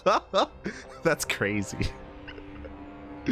That's actually crazy. Aye. GG, well played. Massive shout out to Vindicta, man. Massive shout out. It was, again, the MVP, the ace duckling. We all have to agree on that. We all have to agree. And yeah, with that, thank you so much everyone for watching. It's been a wild ride. It is almost 3 a.m. here in the land of Australia. Asher, before we close it off for the night, before we head off, what's been happening in the land of the AsherBro? Not much sleep. That's what's been happening. Yeah, so I will be around here. I'll be here to cast as much as I can for especially all of these World Team League games. Definitely want to be there for all these upcoming games that we have, and I'll be around on this channel.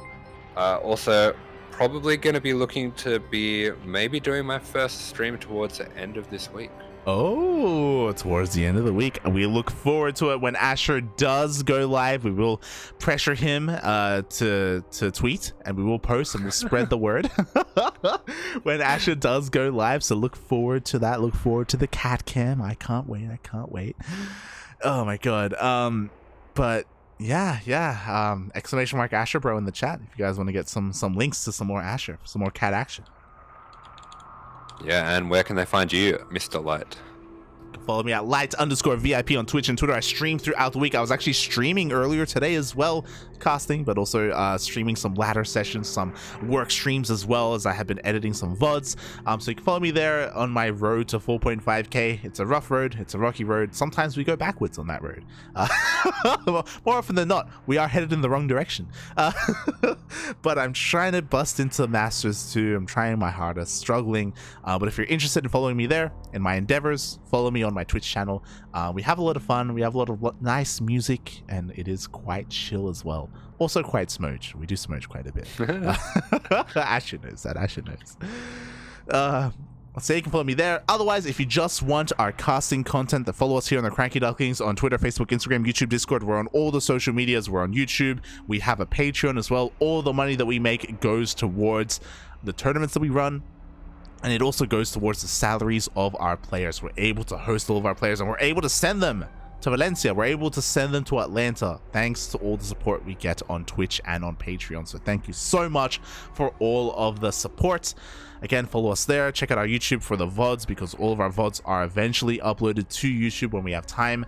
And again, our Google Calendar is chock full of StarCraft. We have so much StarCraft this week. We're also most likely going to be the B stream for DreamHack Atlanta as well for the regionals. The B stream or the C stream, we are usually involved in that as well.